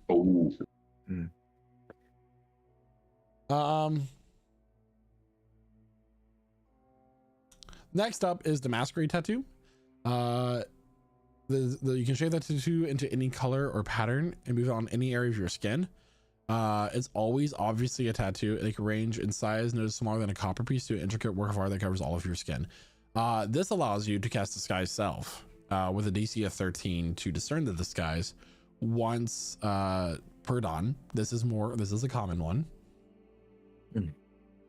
Next up, you have the Shadowfell brand, which is you get dark vision with a range of 60 feet and you advantage on stealth checks. When you take damage, you can use your reaction to become insubstantial for a moment, having the damage you take. Then the reaction can't be used again until the next sunset. And that is a rare tattoo. Then you have the Spell Rod tattoo. This does a number of things.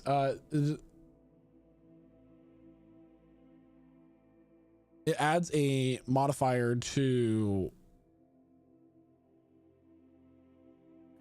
Hold on a second.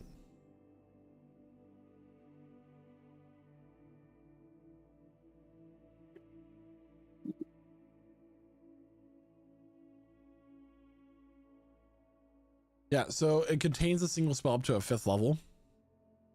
And depending on how much money you will spend on it, it will change the spell casting ability modifier and the save DC or the attack bonus. It's not using yours. So basically it is a command.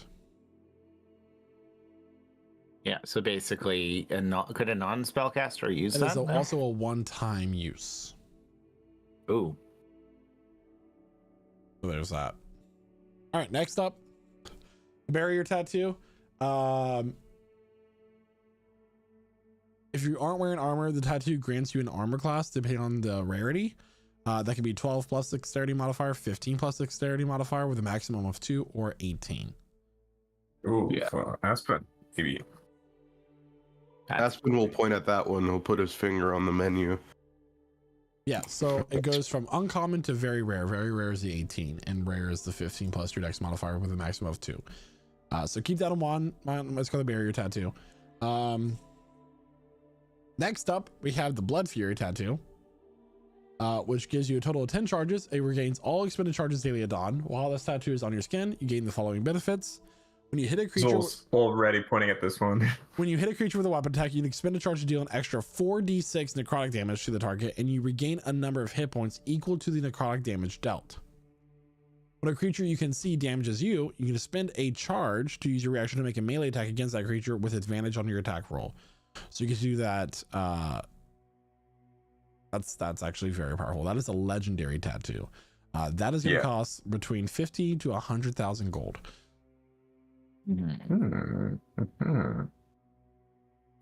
So that's cool.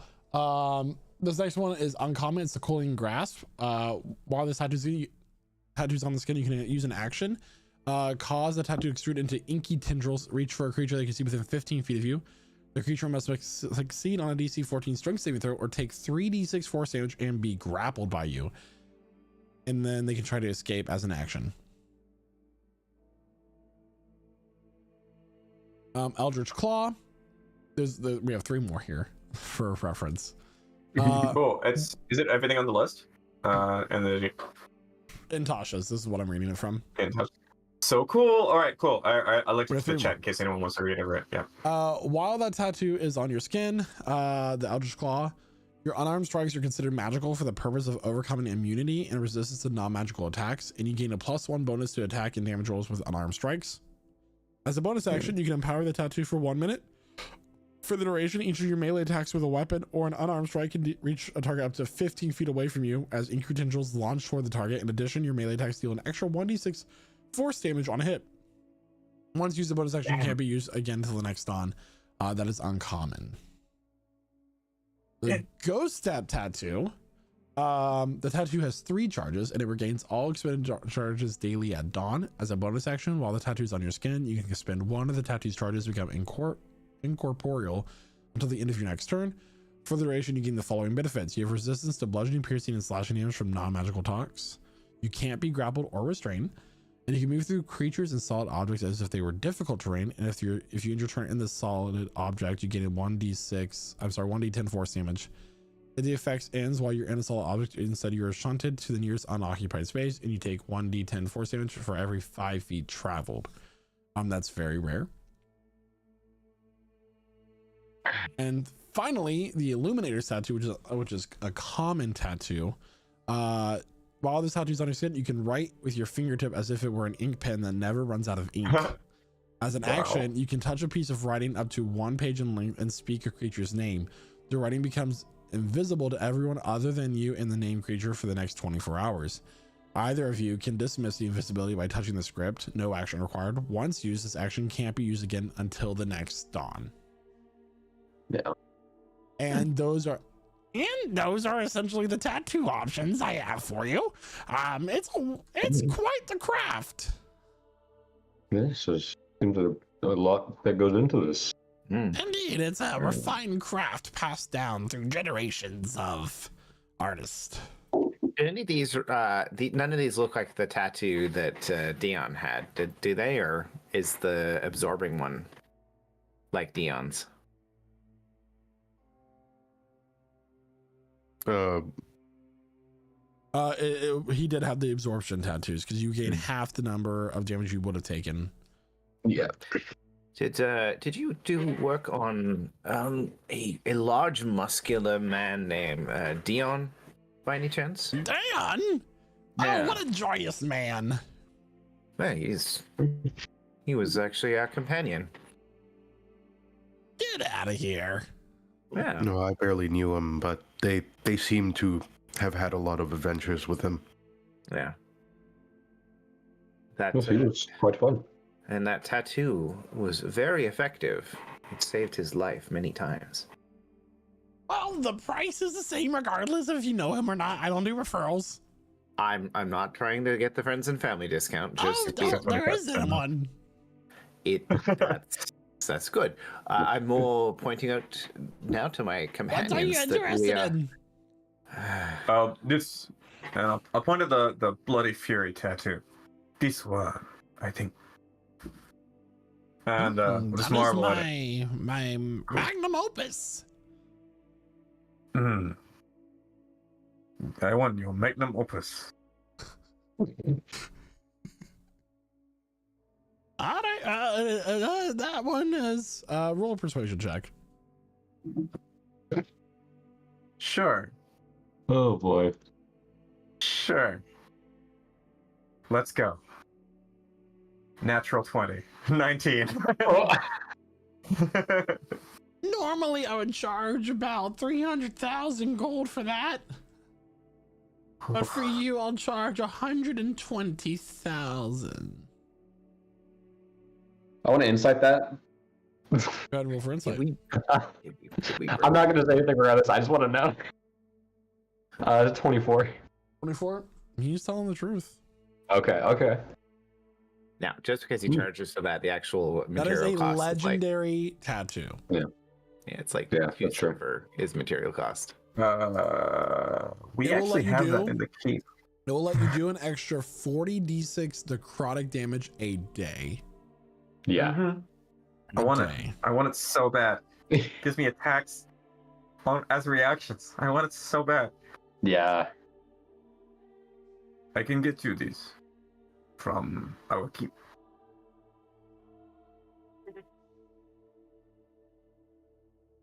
All right, let's go. Okay.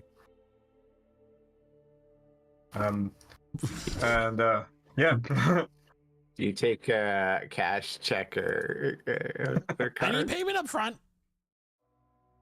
This is a lot of money, so it can take a long time to travel here. We can arrange though.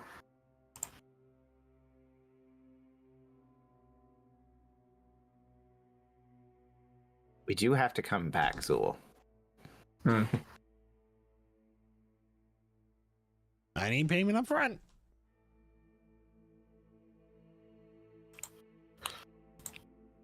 Hmm. You can always go visit the bank. See if they'll help you. And for this one, he'll point to the barrier tattoo. Mm-hmm. Yeah, that one comes in a variety of sizes. Which one are you looking for?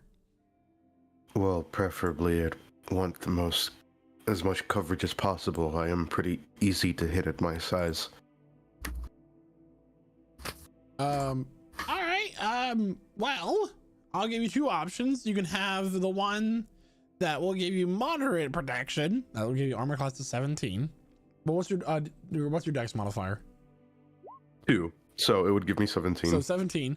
That one will only set you back 10,000 gold. Now, the other one takes a bit more effort and materials. So that would set you back 50,000.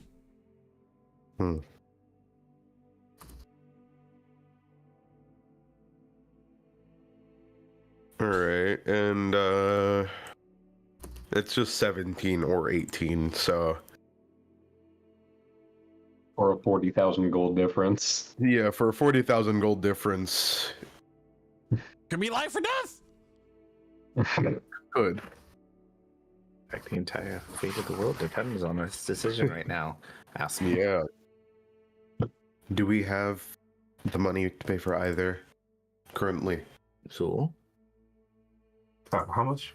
I'm looking through my gold. Or 50,000. 50,000? Or 10,000, yes. Up to 50. 10 we have. 10. Yep. 10 we have. I'll position a sack, like a burlap sack, just underneath the bag of holding, and I will summon 1,000 platinum coins to just come spurting out, clinking into the sack. You see, we have money and more in our keep.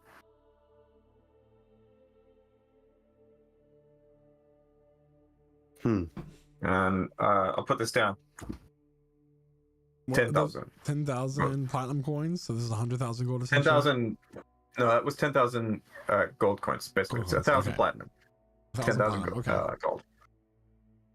Yes, I believe the moderate protection will do. Well, that one I can do, because this is the payment up front. Yes.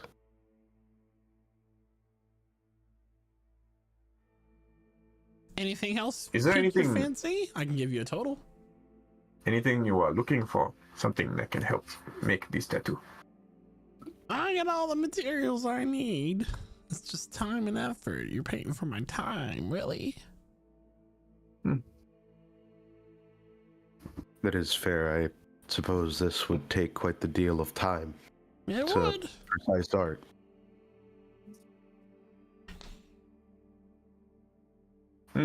We can help because we are strong and we are going to be here again. If you need more money, you can always go to the bank. Yeah. Okay. Yeah, bang. Yeah. Is it, sorry, a bank? So that's a place you store money. How would that help us if we don't have the money with us? It's not just a place where you store money. Okay. Is it a place are you suggesting we rob a bank? Can they magically summon our money from our keep to here? Because if they can do that, then that solves all of our problems. Because I'm not suggesting or insinuating that we commit any crimes in front of a member of the royal family. Godric is just over, like, stuffing himself with the free snacks on the counter. They're like little mints. Yeah, because I'll be honest, he kind of side eyes a member of the party. I'm not okay with. But banks are where you can get money. They might be able to help you. Is all I'm saying. Oh, but you got a loan, yes. Oh, right. Yeah. Why do our brains, us as adventurers, why do our brains go straight to crime? Honestly, that's an issue. I mean, that's what I thought he was implying. It was the subtext There are no was not there. implications to my vernacular. Are you telling the truth? Yes. Yeah, no, this guy is telling the truth. I feel like that's. I'll incite that. All right. Say 16. 16. That is exactly what he rolled on his deception. He is not telling the truth. He's like, rob the bank, get me my money. I just want the money. I don't care how you get it. Okay. I love that, like, Casimir just like jumps to that. That was actually what he was thinking. We almost That's turned funny. it yeah. Just rob a bank. That's okay. It's all right. Everything's good. Okay, so at least Aspen's got his tattoo. Yeah, look over at the others. Cormac and Gale are suspiciously quiet. How much is the tattoo that lets you write with your finger? Oh, that one's rather easy. So that one's common. That's gonna be 500 gold. Oh, that's not bad at all. And remember, all of these do require attunement. So attunement process is it being tattooed onto you? Yeah, but like it takes. My main point is that it takes an attunement slot. Does the spell rot one require attunement? Because I think that's the one that's the most dumb. So the spell rot. Oh my god, I lost my track. Hold on. So this one does not require attunement. Okay, that's good. But is a one-time use for a. Oh, by the way, the rarity depends on the spell that you have tattooed on you. Yes. So so it's anywhere between a cantrip to 5th level. Yeah. And basically you can trigger it without, and the most expensive it gets is about 10,000 gold. So for 10,000 gold, you can get a 5th level spell with a +5 spellcasting modifier, or a 17 save DC, or a +9 attack bonus tattooed onto your skin. I'm not going there, one-time use. but crazy one-time D&D use. thing. If you How have much infinite for money, third level? you can cover yourself in spells. I mean, technically, yes. Oh damn! How much for the 3rd level? 3rd level is uncommon. Uncommon, so that would be between 1 to 2,000 gold. Oh, 2,000. Damn. Okay, that's the range. Okay. Might be good to get like a Misty Step spell. free Misty Step would be nice. Aspen, how many things are you? How many items are you able to connect with at the moment? Well, after this tattoo, just one more. Just one more. Well, then, why do you ask? Because I'm thinking of getting a tattoo, and as it stands currently, I am full up. I was wondering if you would like your sister's Staff of Healing. As sentimental as it is to me, I feel I am not as much of a healer as she or you are. Well, a lot of the spells it contains I can already do, so if I go down, there is no healing to go around per se. If someone else were to have this staff, then they would be able to be used. I'll take it back. I can take it back. Yes. It is a predicament, but I do have something else in mind once a smith is free. Something that's been sitting in the back of my mind. I'll stick the Staff of Healing back into Astra's bag. You're gonna remove the Staff of Healing for an ink finger? No, I was wondering how much that one was. What I really want is the Lifewell tattoo. The Lifewell so how much tattoo. is that? Wonderful. Wonderful selection. The Lifewell tattoo is one of my favorites. That one will cost about 50,000 gold. 50,000. Understood. How much do we have on this right now, so quickly? 50,000. Not enough. Not enough. All right. So we need to go to the bank. Yeah, we need to go to the bank. Godric. Yes? We're going to a bank.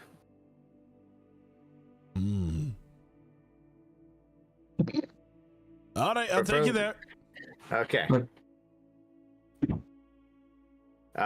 Do we leave Aspen to get his tattoo? It's gonna take some time. I mean, do you want to get the tattoo now? Is that, or do you want to just all of them get them at once? Get them all at once. Let's do it. We don't have to wait. We'll have to wait then anyway. Let's just go. We will come back. All right, I'll be here.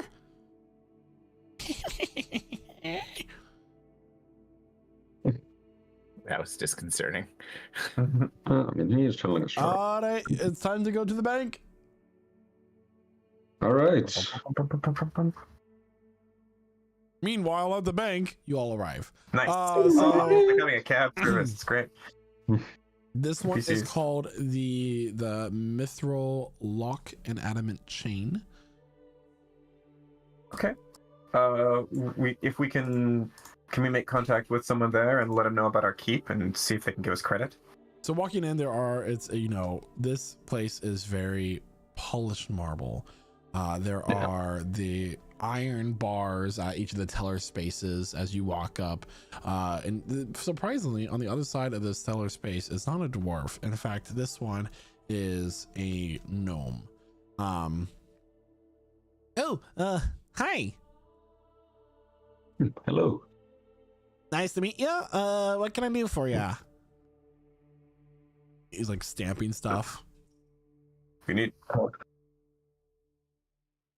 How is this working? I'll look over at the other team, the other party members. We need money, gold, platinum. We have in our keep, but we want it here. Can we take from here and then say we deliver this our platinum to you? I mean, there's gonna be some fees if you want us to go and fetch the money for you. A little bit. It depends on how much you want to withdraw. Some interest fees, that sort of thing. If you're not a pre-established customer with our bank, have you visited any of our branches? Where do you have branches? Sorry.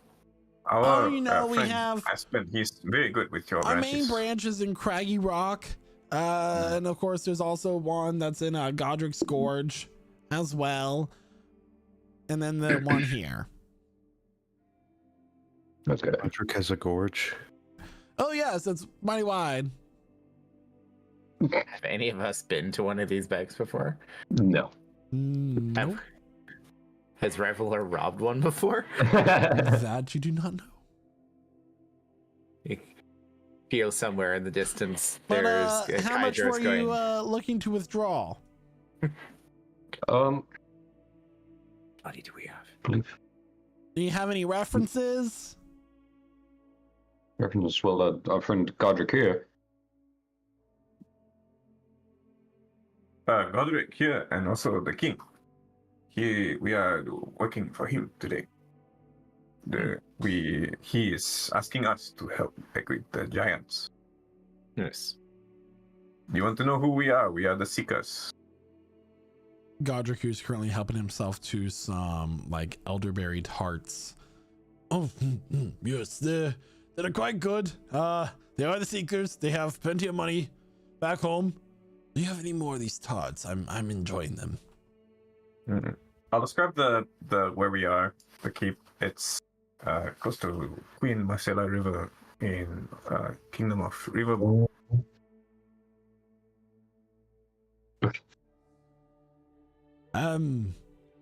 Well, how much were you looking to withdraw? I believe what?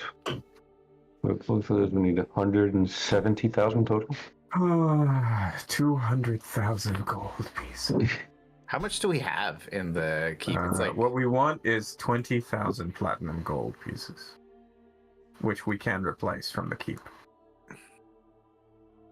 20,000 gold pieces. That's gonna come with a 10% interest and service fee, so it would be 22,000. I'm sorry. Yeah, 22,000 platinum pieces is what you'll end up paying here at the end. Is there like a saving the world discount? Sir, we're a bank. Do we have to save the world first, or you just don't care? Okay, so we can promise to pay 22,000. All right, let me just go get some papers. I'll look around, just a little shiftily over my party. I mean, wouldn't it just be easier? How many cards are there in here? No. Asking for a friend. Looking around, there are about, in this just the lobby alone, maybe 6 or 8 guards. So, I will remind you all that we did promise the king we wouldn't get into any trouble. Mm-hmm. Yes. And we are good people. This will all be money that we make back once the town around our keep is developing. So this is not concerning. Yeah. Very blessed. We should probably get like an official seal, because we have a keep. Keeps should have seals, right? Like, so they understand it's coming from us. So I've heard of that kind of animal before, but where would we keep it? It's it's like the wax seal you find on. Oh yes, sorry. Yeah, like we should. We're waiting. At this point, we're waiting for the money. All right, I have the paperwork here for you, putting up your keep as collateral if you failed to repay in full.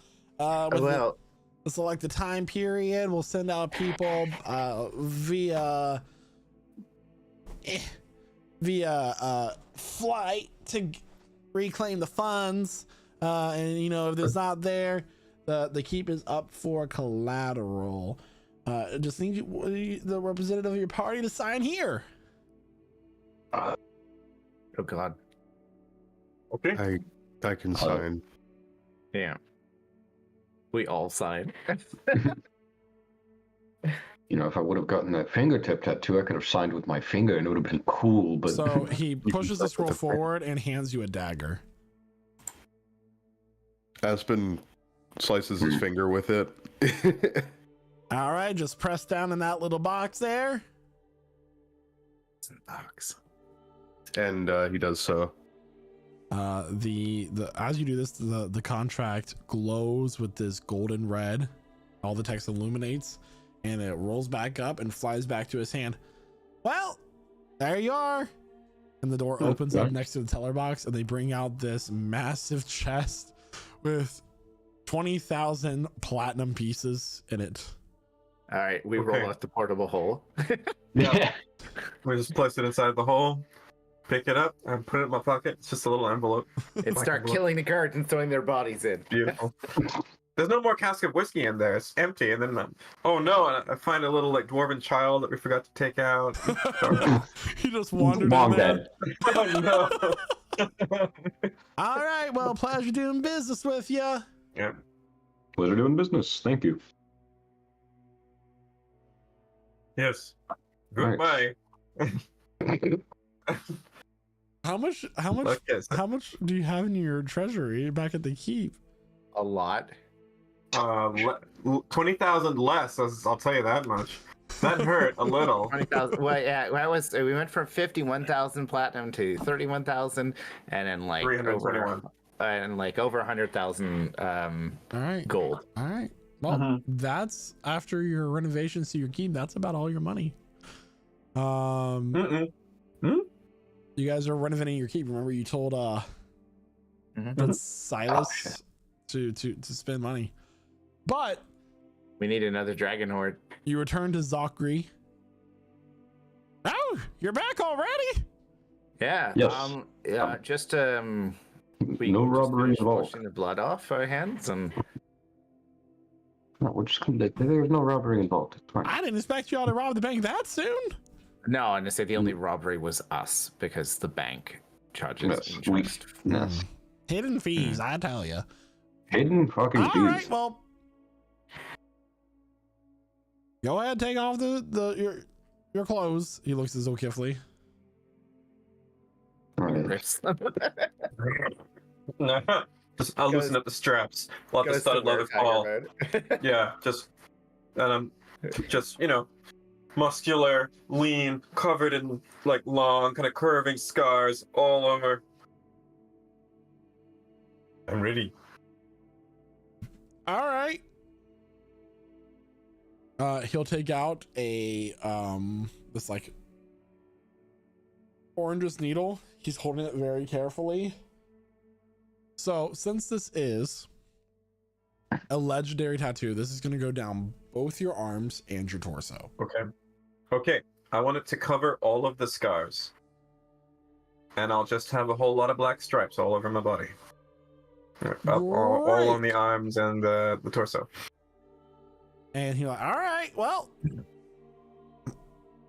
he'll just prick you with the needle, and this essence will flow out of it and immediately start to spread across your body, and it'll start to wrap around you and envelop your torso and your arms. And soon enough, as the glowing fades, the tattoo is present, and the needle is gone. As it happens, I take off the amulet of proof against divination location. And I'll just look up at the sky. I will see you soon. Oh.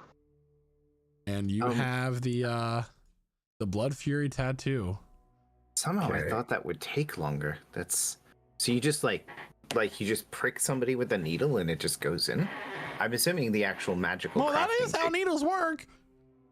Not generally for tattoos. I mean, I've seen some soldiers get tattoos, and it's this painful, extended process as you use different colors Was that of not needles. painful? I expected getting stabbed would be painful. During this conversation, Galder's taking off his armor. All the time. And you're getting the life well. The life well, yes. Yes. Okay. Same thing with you. And so this one is a very rare. Very rare. So it is 2 limbs, or you can have your 2 limbs, or the chest, or upper back. Where would you like? It's gonna be both like arms. All right. He takes this bluish needle, and greenish needle, and he pricks your arm with it.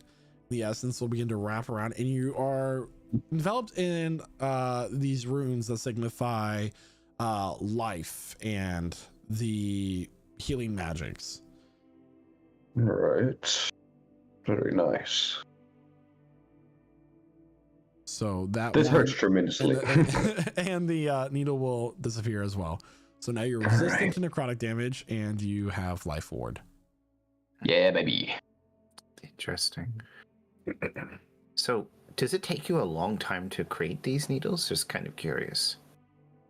Yeah. Like weeks, months?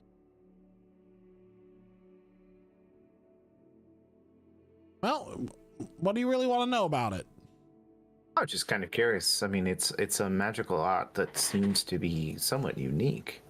It's a magical ability passed down through generations. Okay. I can't be telling you all of our secrets. No, I don't expect the secrets. I'm just And stop fascinated. asking for them. Okay. First, you want to know why doesn't it hurt? Now you want to know how I make them? As per description of the tattoo, Aspen will shed his armor, just wearing his cloaks and light clothing, and he will bare his left arm in entirety.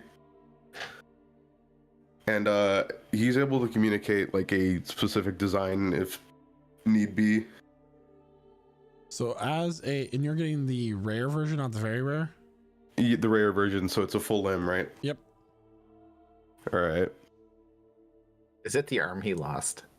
Yeah, it is the arm he lost. This one is a silvery needle, and as it goes into your skin. Can I describe the tattoo? So it's gonna be with it's gonna look like liquid metal, but other than that, sure. It's Oh protective yeah, imagery. the liquid metal. It's perfect. All across Aspen's left arm, the one that those who were there for it would know he previously had lost. He gets silver, just symbolism of constellations, and a dragon, a chalice, and an archer. And on the palm of his hand, the phase of the moon that Astra was born under. Oh. And all silvery and glistening. As each of these needles have gone in and these tattoos have been formed, the needles have disappeared. Yes. Now,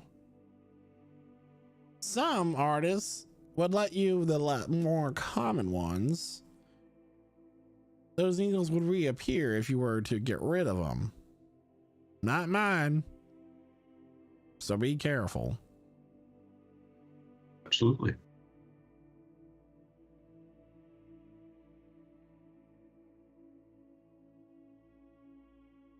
Well, have a good day. You he too. takes his giant payment.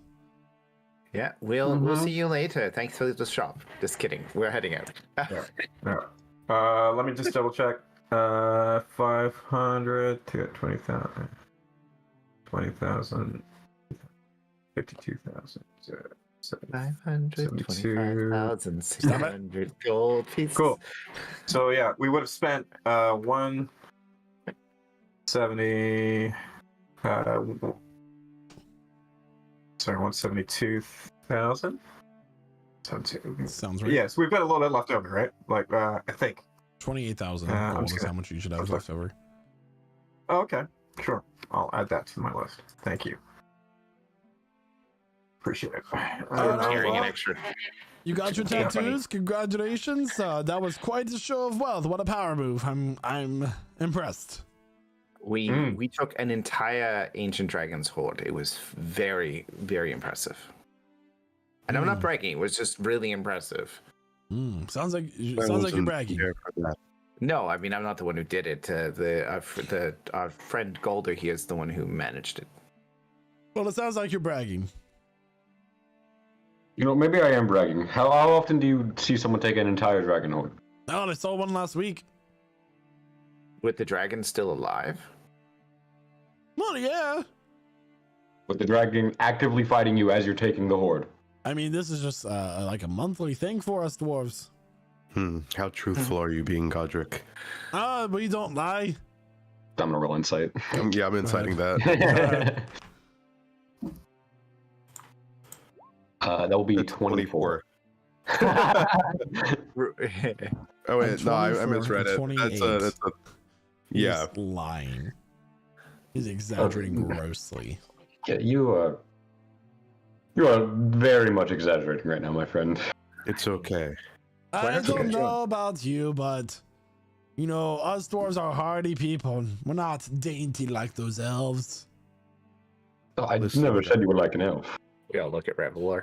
There's no need to lie just so that you may feel comparable to other people. There are much more valuable things than material wealth. I mean, oh, you guys got to try this food stall. It's one of my favorites. I can't eat meat. Oh, this one doesn't have meat.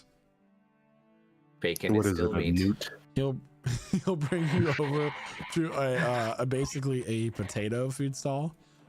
This one serves potatoes in many different forms. Super buttery mashed potatoes with herbs whipped into them.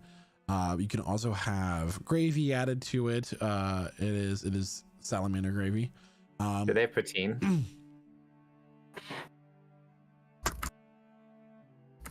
I wasn't done. And then you can also get like fried protein added on top of the mashed potato and gravy bowl. So basically it's a very one could say it is a famous type of bowl. And they also have they do have fried potato nuggets, like tots with gravy and stuff on them. So they are tater tot poutine. But it's the only way to have them, as you can see. We love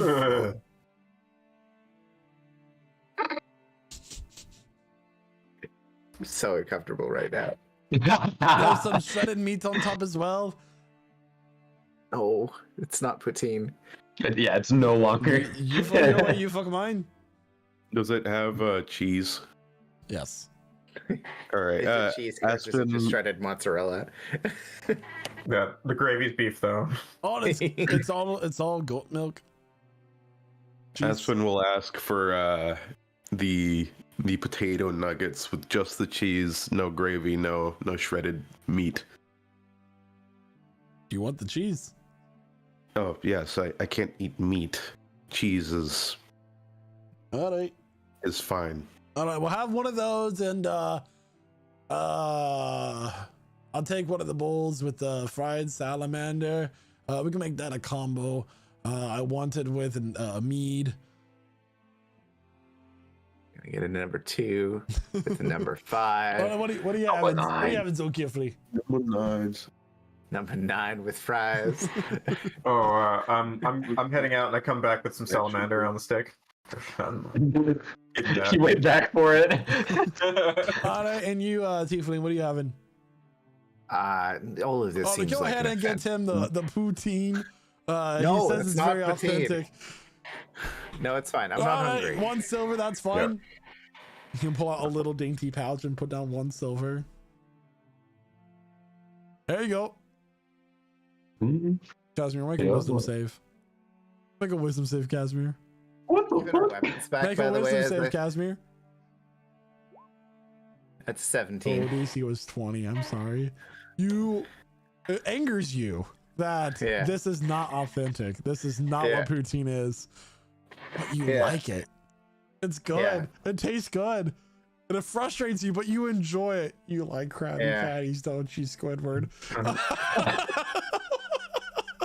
You know, it's still wrong, but at least it tastes good. But I'm going to kill you. But I'm not. All right. Well, if you kill me, then you're out of luck. No, thank you. Actually, it's quite delicious. You're welcome. Is there curry in this as well? It's very spicy. Maybe. We had the fire root. You slap that in everything, don't you? Well, a little bit of everything we see. We don't have a whole lot of crops that all of you have out there, so we Make have do with found what a you lot got. of root foods that substitute a lot of the flavor. Fire root. They do put that shit on everything. Yes. I'll also get one of these famous bowls I've heard about. Do you want the fried salamander? Absolutely. Make it as a combo. With the soda. You'll get he'll get a mead. What's a liter of cola? You'll get like A liter of 8-ounce cup mead. Ooh. An 8-ounce cup. Yes, that is a cup. All right. Well. All right. So thank you. Well, this has been fun. Were we going shopping somewhere else there, Aspen? Maybe we need. I suppose the Smiths are pretty busy, no, Godric? No, they're very busy. They're making all sorts of weapons and things for the fight. As I mentioned, I had something in mind, but seeing as the Smiths are busy, I presume it will have to wait till we come back. Probably. I'm in no hurry. Oh, I mean, it might be better to commission the work before we go so that it'll be ready when we come back, right? That may be true. Okay. Godric, do you know any Smith that you personally like? He cast a spell. There are a few that I like. Personally or professionally? Is there a difference? Well, one you go drinking with after work, and one you go drinking with before bed. What's the difference? You drink after and before bed. That's. If you drink after work, it's before bed. If you drink before bed, it's before bed. Well, everything's technically before bed if you're going to go that way. I mean, between work, which I've never had a job. Between work and bed, there's drinking, right? But if it were between bed and work, it would be after bed but before work. Sorry, you're getting the subtext wrong. It's about the person you go to work with, you go with a drink, and then you continue to drink with the person you're personally connected with, and then you go to bed with them. I have no idea what you're talking about. It's called sex. I've only read about that. Yes, that explains a lot. Just haven't found the right person for me. Well, I mean, these are all professional relationships. I'm understanding them. Very professional. Worlds do seem to have some sort of infatuation with fucking, as O'Kifley told me.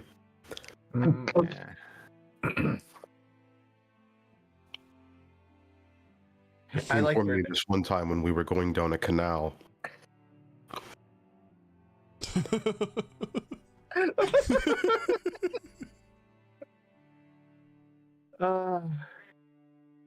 Wow, we've taken this into a whole other realm right now.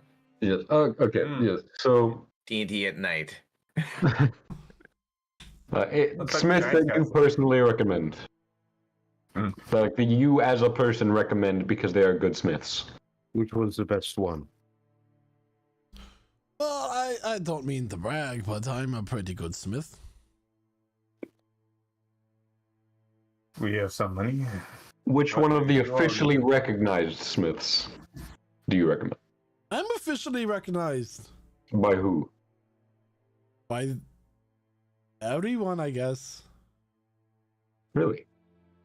Oh, I would not have guessed, considering that the king said all of the smiths were very busy with making weapons. I'm busy too, just not making weapons. I'm busy handling the weapons. You're the weapons.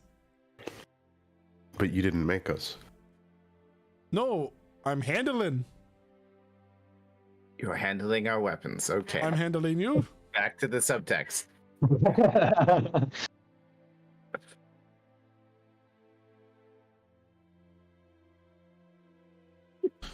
It's just sometimes when I'm smithing and I get going, my chest starts to hurt. I don't know why. That might be a heart attack. Do you know no. any smiths whose chests don't start to hurt? I mean, I guess that is a few. I'm But not I doubting haven't your talked to her in ability. a while. I just don't want your chest to start hurting. You're breaking my heart now. What are you talking about? No, I'm not. Okay, show us some of your works. And Well, come on, we'll go to the workshops. all right, yeah. And then we'll continue the discussion after we see what he's capable of. We can't judge him before it. He brings you to a section of the city where there's a lot of furnaces and forges going right now. These massive works that are just able to produce, mass produce things in a way that you haven't seen before. The only thing that could have rivaled these craft stations would be the stories that you heard about Ignabin, the volcanic city in itself. But he walks you into his own shop and you find these statues of twisted metal and odd shapes. All right, there you go. And what are these supposed to be? These scraps that you've yet to work, or? They're not scraps, they're depictions of modern society. It's art. Modern art, I understand. I mean, technically it's dwarven art, but He goes over to one that's like a spiral with a bunch of hooks hanging off of it. This one represents Mysteria's very toxic need for trade. oh, I would have assumed it was also representing the Tower of Allura by the spiral. I was thinking That's a very of good putting my coat on interpretation. it. I was thinking of putting my coat on it. It looks like a coat rack, but you know. It would be practical art then. Yeah, practical art with some hidden meaning, honestly. I believe this is important to society and culture, but I don't believe this is what Aspen was looking for. What do you need? I mean, Aspen, if you could focus for a second. Yeah, my technical difficulties, sorry. He's I didn't do anything. Oh. I just turned I had to turn the camera off and turn it back Yeah, on. I think the whole camera locked up. Okay. What are you looking for? Well, I'm looking for a weapon that it's a sickle, to be completely honest. Mm-hmm. The nuance with this weapon is that it is meant for people who aren't completely focused on close quarters combat. I had seen my uncle use it many times in my childhood. It's a sickle imbued with the essence of the moon. Not in the literal sense, but ritualistically. Nope, can't help with that. Could you point me to a smith who could? You would have to speak to Morgana. If you could direct us to her, that'd be very helpful. Morgana. Morkona. Morgana. Why does that name sound familiar? You've never heard that name. Okay. Which makes me even more concerned of why it sounds familiar. It's where have I heard this at all? I mean, if you want, I'm guessing you want it to be magical. It has to be, yes. All right, well, you can go ahead and go up to the temple then. Oh, this is forged in a temple? Morgana is the head priestess of Darkly. I'm not allowed in Are there. you from somewhere different than the other dwarfs here? Excellent. Very. Aye. I grew up in Ignabin.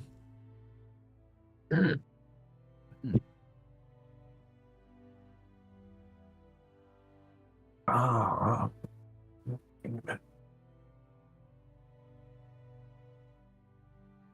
Bill's pretending to be interested. He's looking furtively around. Thank you very much for your help, Godric. Are you still going to guide us as we enter the temple? No, Well, you said you can't. I'm go not in. allowed in there. Yeah. Are you still going to be here after we exit?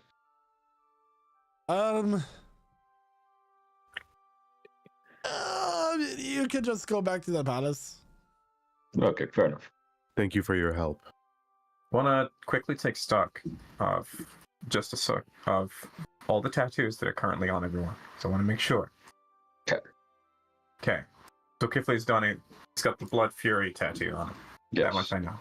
The Goldrick is sporting the Illuminator's tattoo. He's no. in the Life Well. I did the Life Well tattoo. Mm-hmm. Yes. Okay. Okay. And is there a spell rot tattoo as well? We didn't choose it. We looked into it. Oh, Aspen has the berries. Life Well barrier and Blood Fury. That's it. Yeah, the rare barrier tattoo specifically. Okay. I was considering the spell rod, but Casimir's just got the normal red cracks on his forehead that are slightly illuminated in moments. Nice. Okay. Thanks. Okay, all clear. We face the temple. So as I mentioned that there were these massive forges that you saw across the way when you came out from the train station. This is the temple of Dockery. There are these furnaces. There are all sorts of metals laying around, and these dwarven smiths walking around. There's even some that are non-dwarves here as well that are kind of learning as followers of Dockery. And just as you enter, this immense heat hits you all. It's a very dry heat. You start sweating, but it's evaporated right away. Your lips begin to crack from the lack of moisture in the air. As you've basically entered a massive foundry, there are hooks of molten metal buckets being carried across the way, across this like conveyor almost. The sound of steam hissing from the metals being dipped into the water, or oil, if depending on how fast they want it to cool. The sounds of hammers hitting away at anvils with the new things that they're making. There are all sorts of crafts being worked out here. There's not just weapon making, but there's also jewelry making, the twisting of precious metals like gold, platinum, silver. It's just anything that is a smith or forge related craft is being practiced here.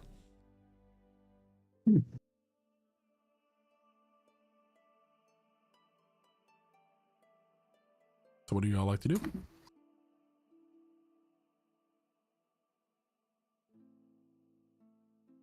I'll let him take the lead on this one. He's looking for a signal. Oh yeah. A elvish man walks up to all of you. He's wearing just plain gray robes. Hello. Are you here to offer a prayer? Yes, I am at least. Very well. You can come over here. He gestures you over to an altar almost, but there's a number. As you look at the altar, there's all sorts of things laying on that people have offered up. In terms of prayer, there are coins, there are small gemstones, there are all sorts of things that people that can be used here at the temple. Okay.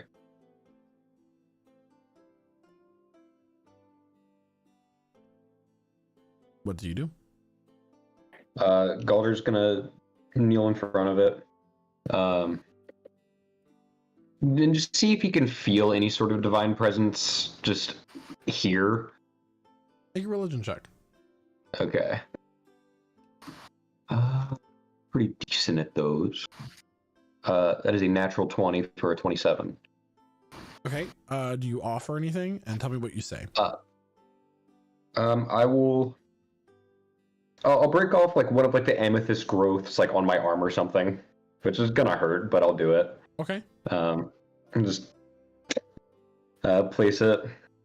You'll take 2 points of damage. That is fine.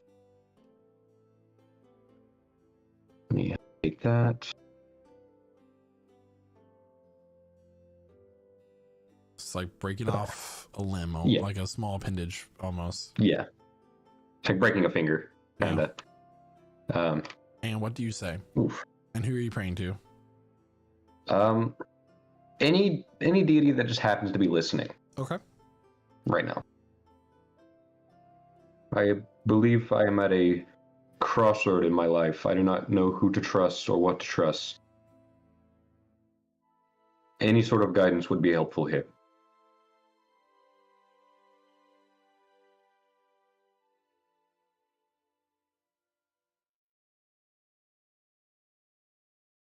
For you, things go silent.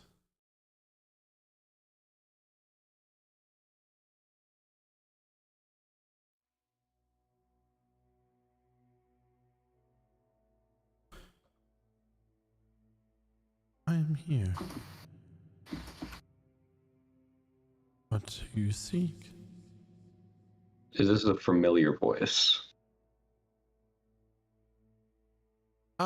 No. Okay. It is a cool, male voice. Okay. Well, first I would like to ask, As in who am I cool speaking tone. with? Yeah. First I would like to ask, who am I speaking with? You did not ask for anyone specific, just one that could help. Do you want assistance or not? My time is limited.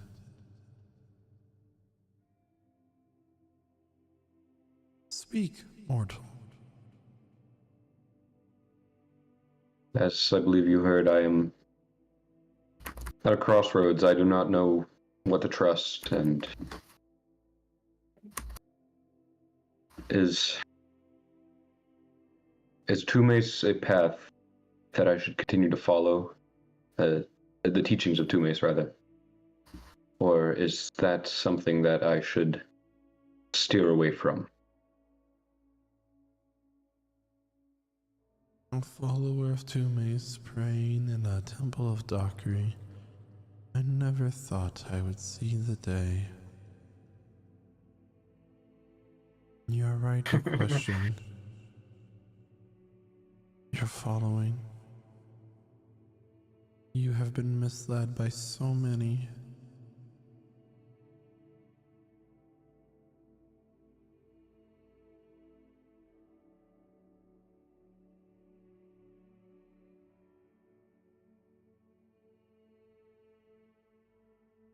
All right. Any pointers in the right direction here, or are you just gonna leave it cryptic? I love direct with gods.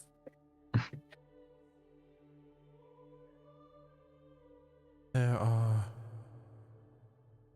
ones who have warned you not to trust us. Would you Yes. believe my words if I told you?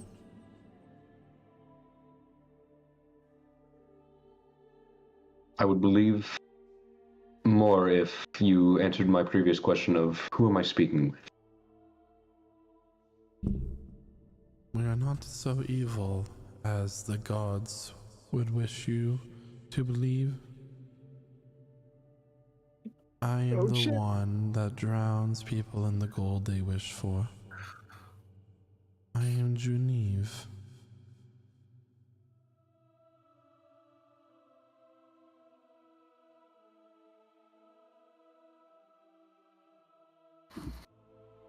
I could be of assistance. I follow laws and order. Look at your holy symbol, young cleric. I'll look at it. It is starting to reverberate, and you watch as a small crack begins to form. Mace knows that you're abandoning him, and so he is beginning to abandon you. But I am here. I do not require your prayers, but I can offer you a pact. Oh shit. Buddy.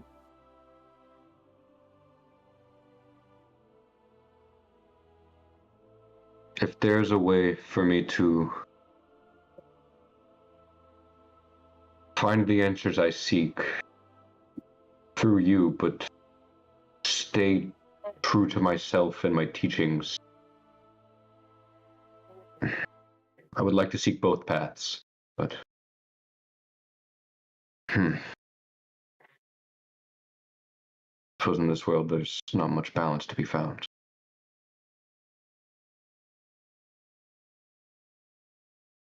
As you continue this conversation with Genevieve, you hear a sound of thunder reverberate in your ears. No! And the connection is severed. You all have watched like Galder just space out for a few moments, longer than is comfortable, and suddenly he like takes in a deep breath as you're all standing around him. Oh, fuck, okay. Alright. I'm gonna look at my holy symbol. There is a small crack on the edge. That was real. Calder, are you okay? I don't know. I spoke. I guess I was just speaking to anything that will listen, but I spoke to a being referring to itself as Genevieve. Have we heard of Genevieve before? Make a religion check with advantage. Yeah. Let's see how this goes. Religious. I gotta roll a second time because advantage. It's not double rolling automatically, which is probably good. Well, it's the 12 is better than the natural 1. So. You don't know much about Genevieve.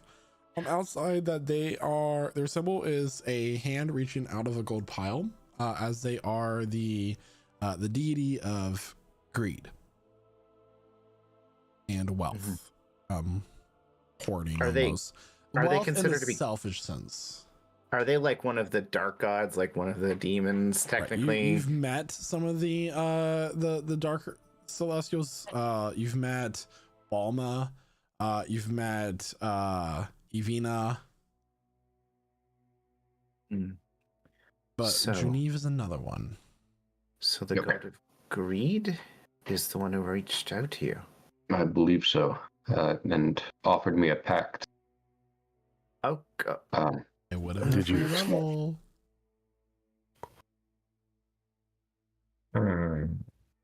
And warlock. Did you accept the pack, Galder? I was considering it, but I didn't get a chance. My connection was severed by a voice. Did the voice that cut me off sound familiar in any way? Mm-mm. No? Oh. Oh, it didn't even sound like... He was okay. Cut off. Was he the old god? I don't believe... No? I don't believe so. It was a voice I haven't heard. It's like a thundering sound and then just said no when I was back. Do you think maybe perhaps since you're praying at a temple of Dakri, it was Dakri themselves? It didn't sound Scottish. It did a little bit, Nothing actually. I said today has sounded Scottish, guys. Leave me alone. That's my... Is that what we were going for? Maybe I could try to reach out to Dakri directly. I am not one who is big on faith to higher powers, but I think maybe even in a lapse of faith to what you may be used to, it may be wise to not reach out to different solutions in a time of weakness. Not so fast, at least.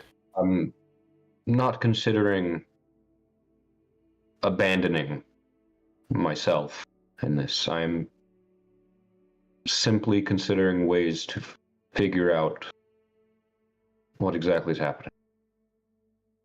If you want to figure out yourself, there's no reason to reach out to other sources. It's a matter of understanding who you are. Suppose you're right.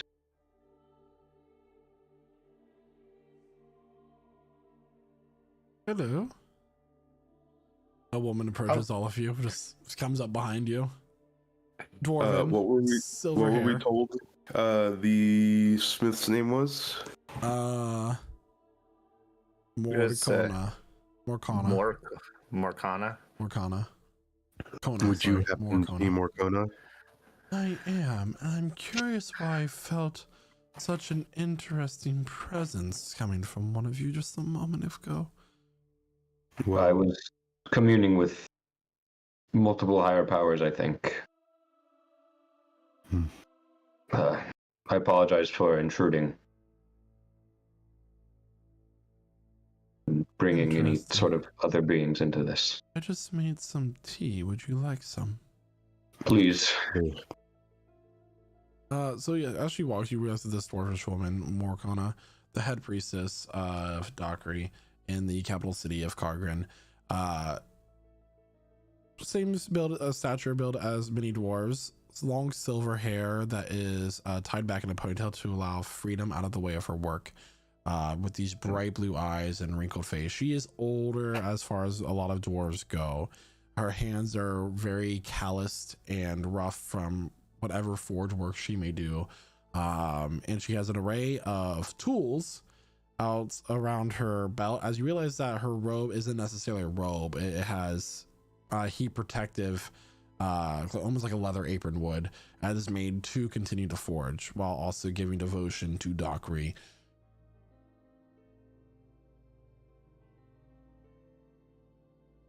Please, have a seat. Everything you find in this room has been fashioned here at the temple, so please provide it the same respect as you would their craftsmen.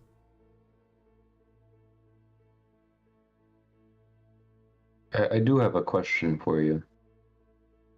You said you did feel a presence. What? I mean, I'm aware of one of the beings I was speaking with, but what?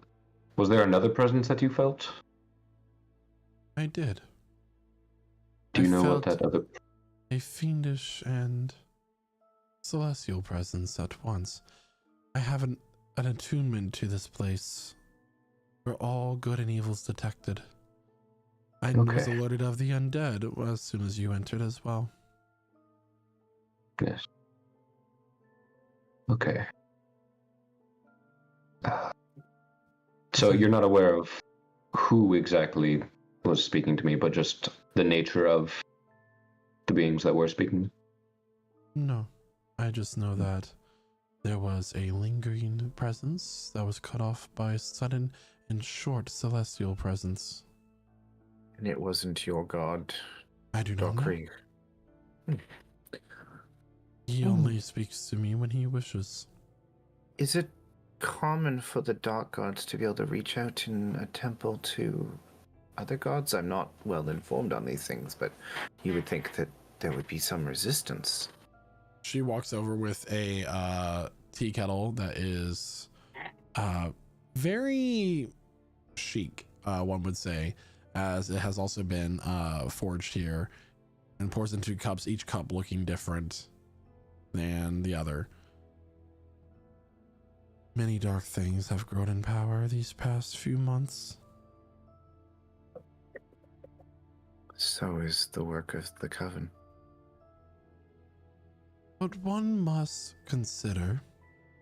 She sits down with her own cup and lifts it up to her mouth. The tea is earthy with a little bit of a not spiciness, but more like zest, I would say. Kind of like an Earl Grey would be. but less mild.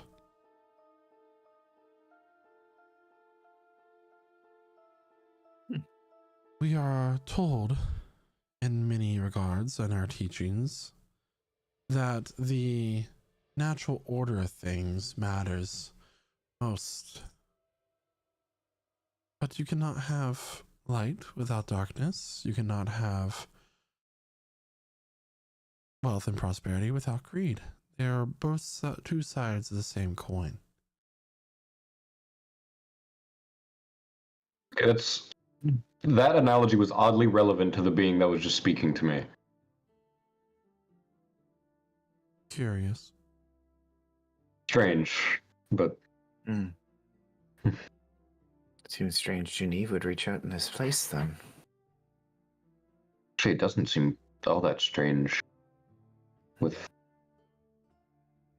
the goal of making things is to either spread the wealth of knowledge or experience, and someone that takes that is... So someone that would take that too greedily is very possible in a place like this. So I don't think it's strange that Geneva, of all people, of all beings, reached out. You have been taught well. Thank you. I suppose the god of winter had his counterpart as well, so... Yes. Has his counterpart. We didn't... Yeah. I wonder how Bizdal's doing. I mean, last time we saw him, he was fighting an ancient dragon. That was pretty... Last time we saw him, he was fighting himself. Well, he was fighting himself and a dragon. Oh, but- yeah. Tell me, Casimir, what do you know about rain? Rain? Like water falling from the clouds in the sky? Does it water our crops and give us food? It does, but too much can destroy. Correct. Cause rot, plus decay.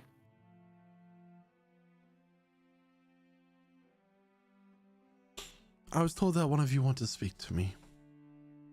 Yes. I do. Aspen, is it? Yes. What can I do for you? I was told that you may be able to aid me in the crafting of a weapon that I could see of use.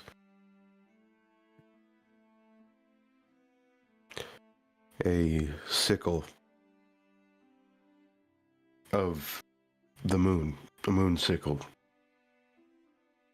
I am not completely sure exactly how it is made. I only have experience of it through my uncle, and I know it is used by my people or similar to not only fight as a normal weapon, but to empower their magic.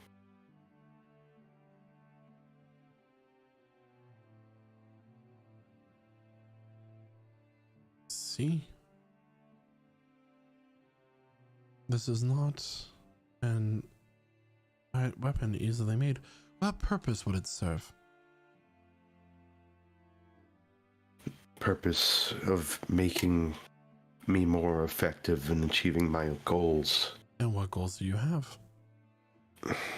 One that, although it may seem close, feels far, of bringing my family back to, I guess, life in a sense, to cure them of their disease, and to strike down the enemies who have captured my sister. Revenge is what you're looking for. Revenge and justice. In a way, yes. And to stop them from hurting more people. Precisely. Do you think it is proper for one to be judge, jury, and executioner? It's proper to defend and protect what is yours and what you love. I do feel that I've gone through considering my options many a deal of ways. I have had a lot of time to reflect on my situation, previously believing it to be my fault and my fault only. I was ready not to take revenge, but to clean up my own mess, and that was the initial plan. But now I know that it wasn't my fault to begin with. And even though that may be true, I do carry still the tiniest bit of lingering guilt, even if it may be irrational. But I know that I need to take care of these people who have done these things to me and the people I love. And even though it may seem as senseless revenge to some, I can only think that it's as sensible of a goal as any other. It is the only reason I have to keep going at the moment.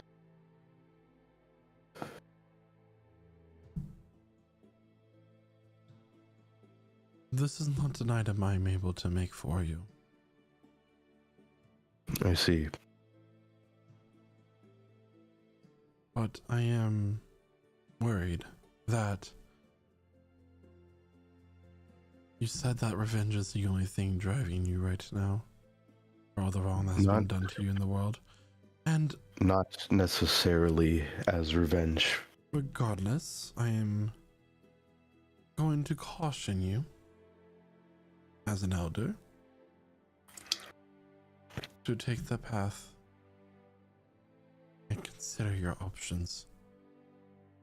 You may come to a moment where you have what you want and you take that opportunity, you take that jump.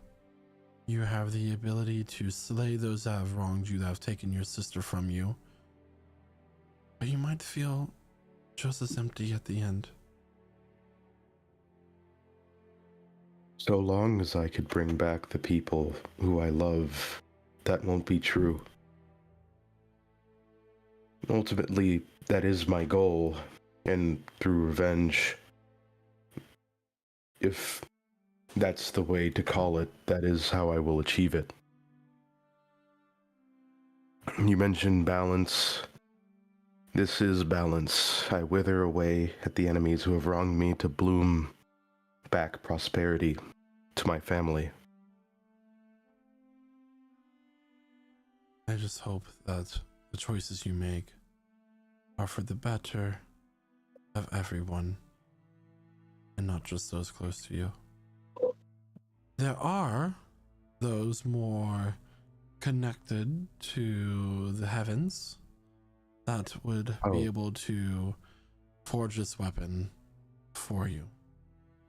I don't believe this is a weapon of the heavens. It is one empowered with the beauty of the moon, is it not? I guess the moon in a more archaic sense. My people aren't people of gods. These are not people of gods either.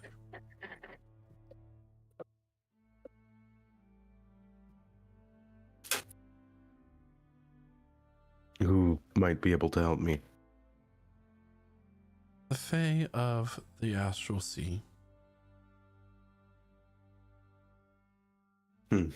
They are said to forge the light of the stars and items that contain it. They are those of a more primal following.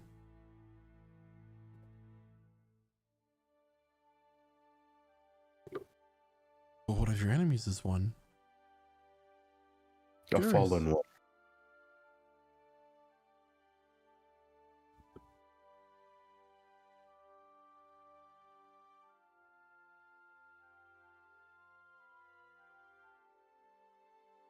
I will be able, however, once the king allows it, to be able to forge the weapon from the horn that you brought.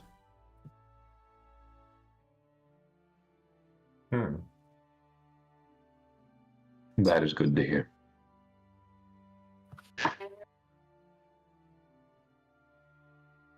we'll go over the details of what you'd like to see it made into once you've completed the task. I'm always willing to take on a new project. Thus, we must kill some giants. Or find a resolution that doesn't involve extermination, but Whichever one works. well, preferably the one that involves less killing. One can avoid wildfires by cutting down all the trees. It would work. You see, she also says. I like the way you think. It would work, but is it for the best? Is my point. Yes. There's always a balance you have to find in these things. Mm-hmm. It's destruction breeds more destruction. So, if there's a way we can resolve this without that, that would be preferable, wouldn't it? Yes.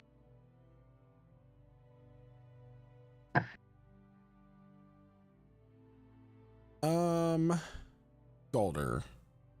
Yes. Can I have a wisdom saving throw, please? Yeah. Gross. Wisdom saving throw. That will be a 23. 23.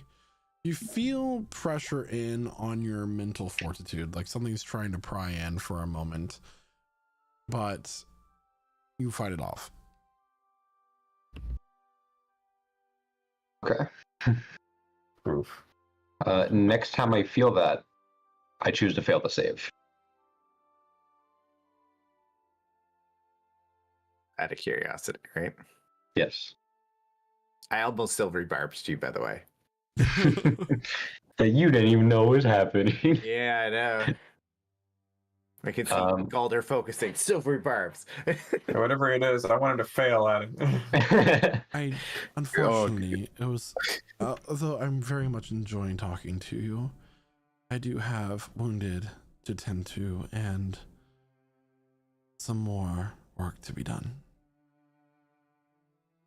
If you don't mind, and the rest of you don't mind, I would like to stay here overnight. I'll help tend to wounded and whatever work you need help with, but I believe some time in a temple will help me.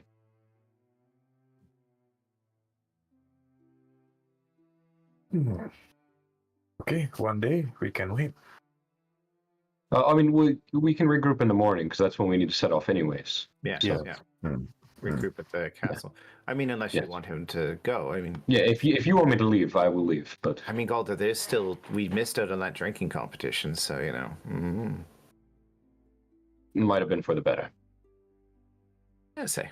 I believe in the coming days I need as clear of a mind as I can have. Okay. So if you allow me to stay, I would like to. Nods in approval.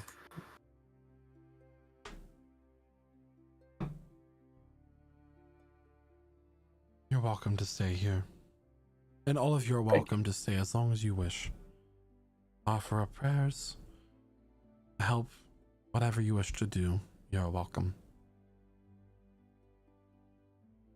Thank you. I'll stay.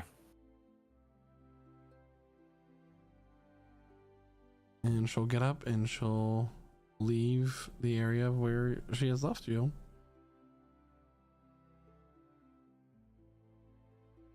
I think I'll spend the evening doing some. It'll be good to have someone to talk to as well. Yeah. Well, I'm gonna do a little bit of. I need to practice this praying thing. I've never done it at the temple, so let's see if it works. Oh yes, it's amplified tenfold at a temple. Yeah, they say, but you need to know who you're praying to because you might get mixed connections. Yes. That's what I got. Yes. It's been staying outside of the wherever is not the temple that we were originally staying. I think we were invited to go back to the castle, right? You'll be staying in the castle if you so choose, or at the temple. That's gonna stay in the castle. Let's split the party. I'll go with Aspen. Yeah, maybe. I'll find a nice quiet spot to set up.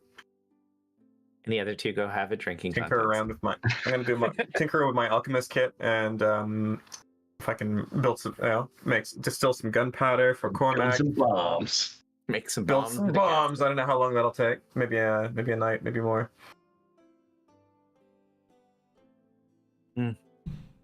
Guys are a little take part in your activities.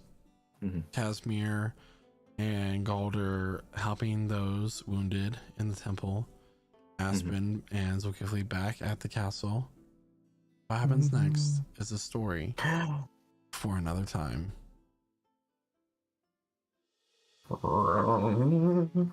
And that is where we'll end tonight's session of Procedure Encounters. Great philosophical conversation there at the end. I'm very happy with how that turned out. Yeah, that was nice. We'll see you next week at 8 p.m. Eastern Standard Time here at twitch.tv/lichsouls. And I'm excited to continue on this story.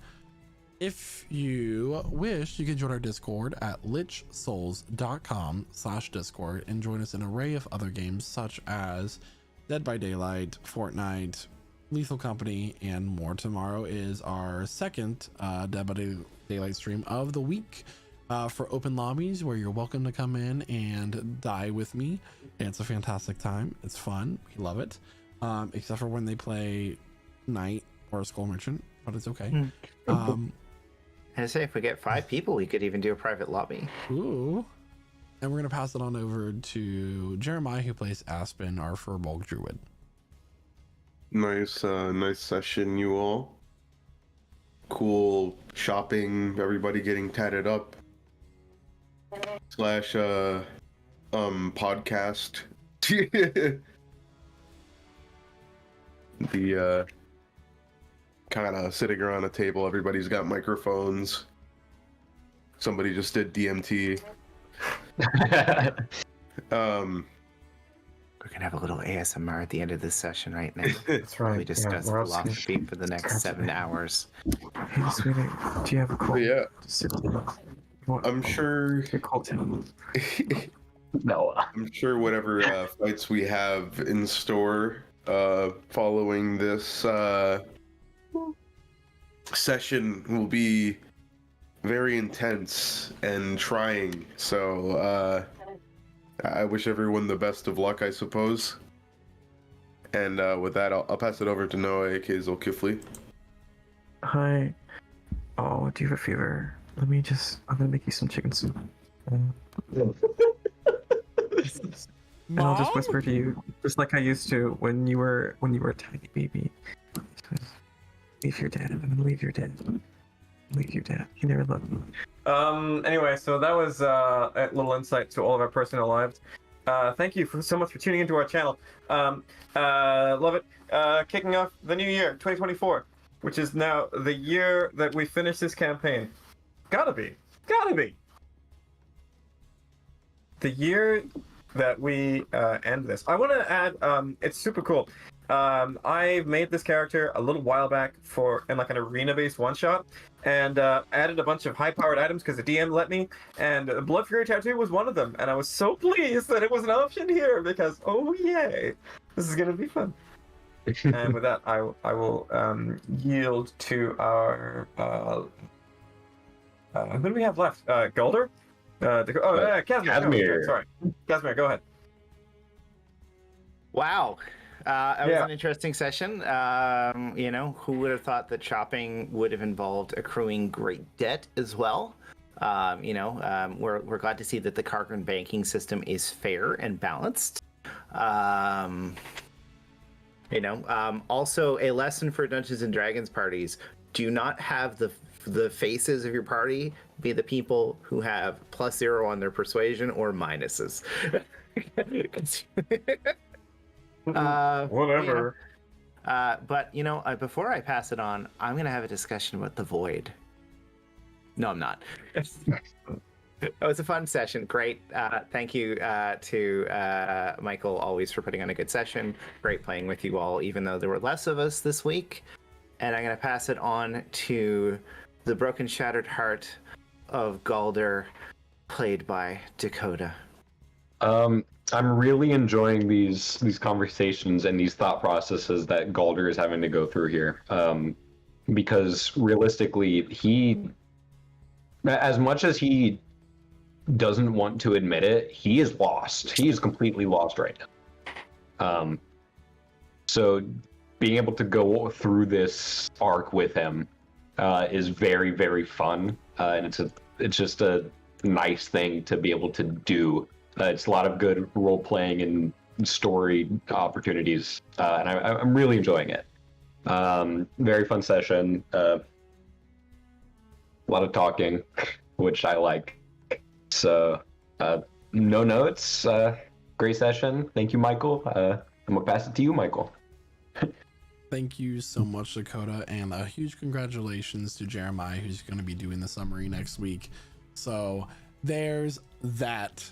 And everybody, we'll see you here next week at 8 p.m. Eastern Standard Time here at twitch.tv/LichSouls. I have nothing else I can say other than thank you for being part of our stream so far tonight. And bye! Bye!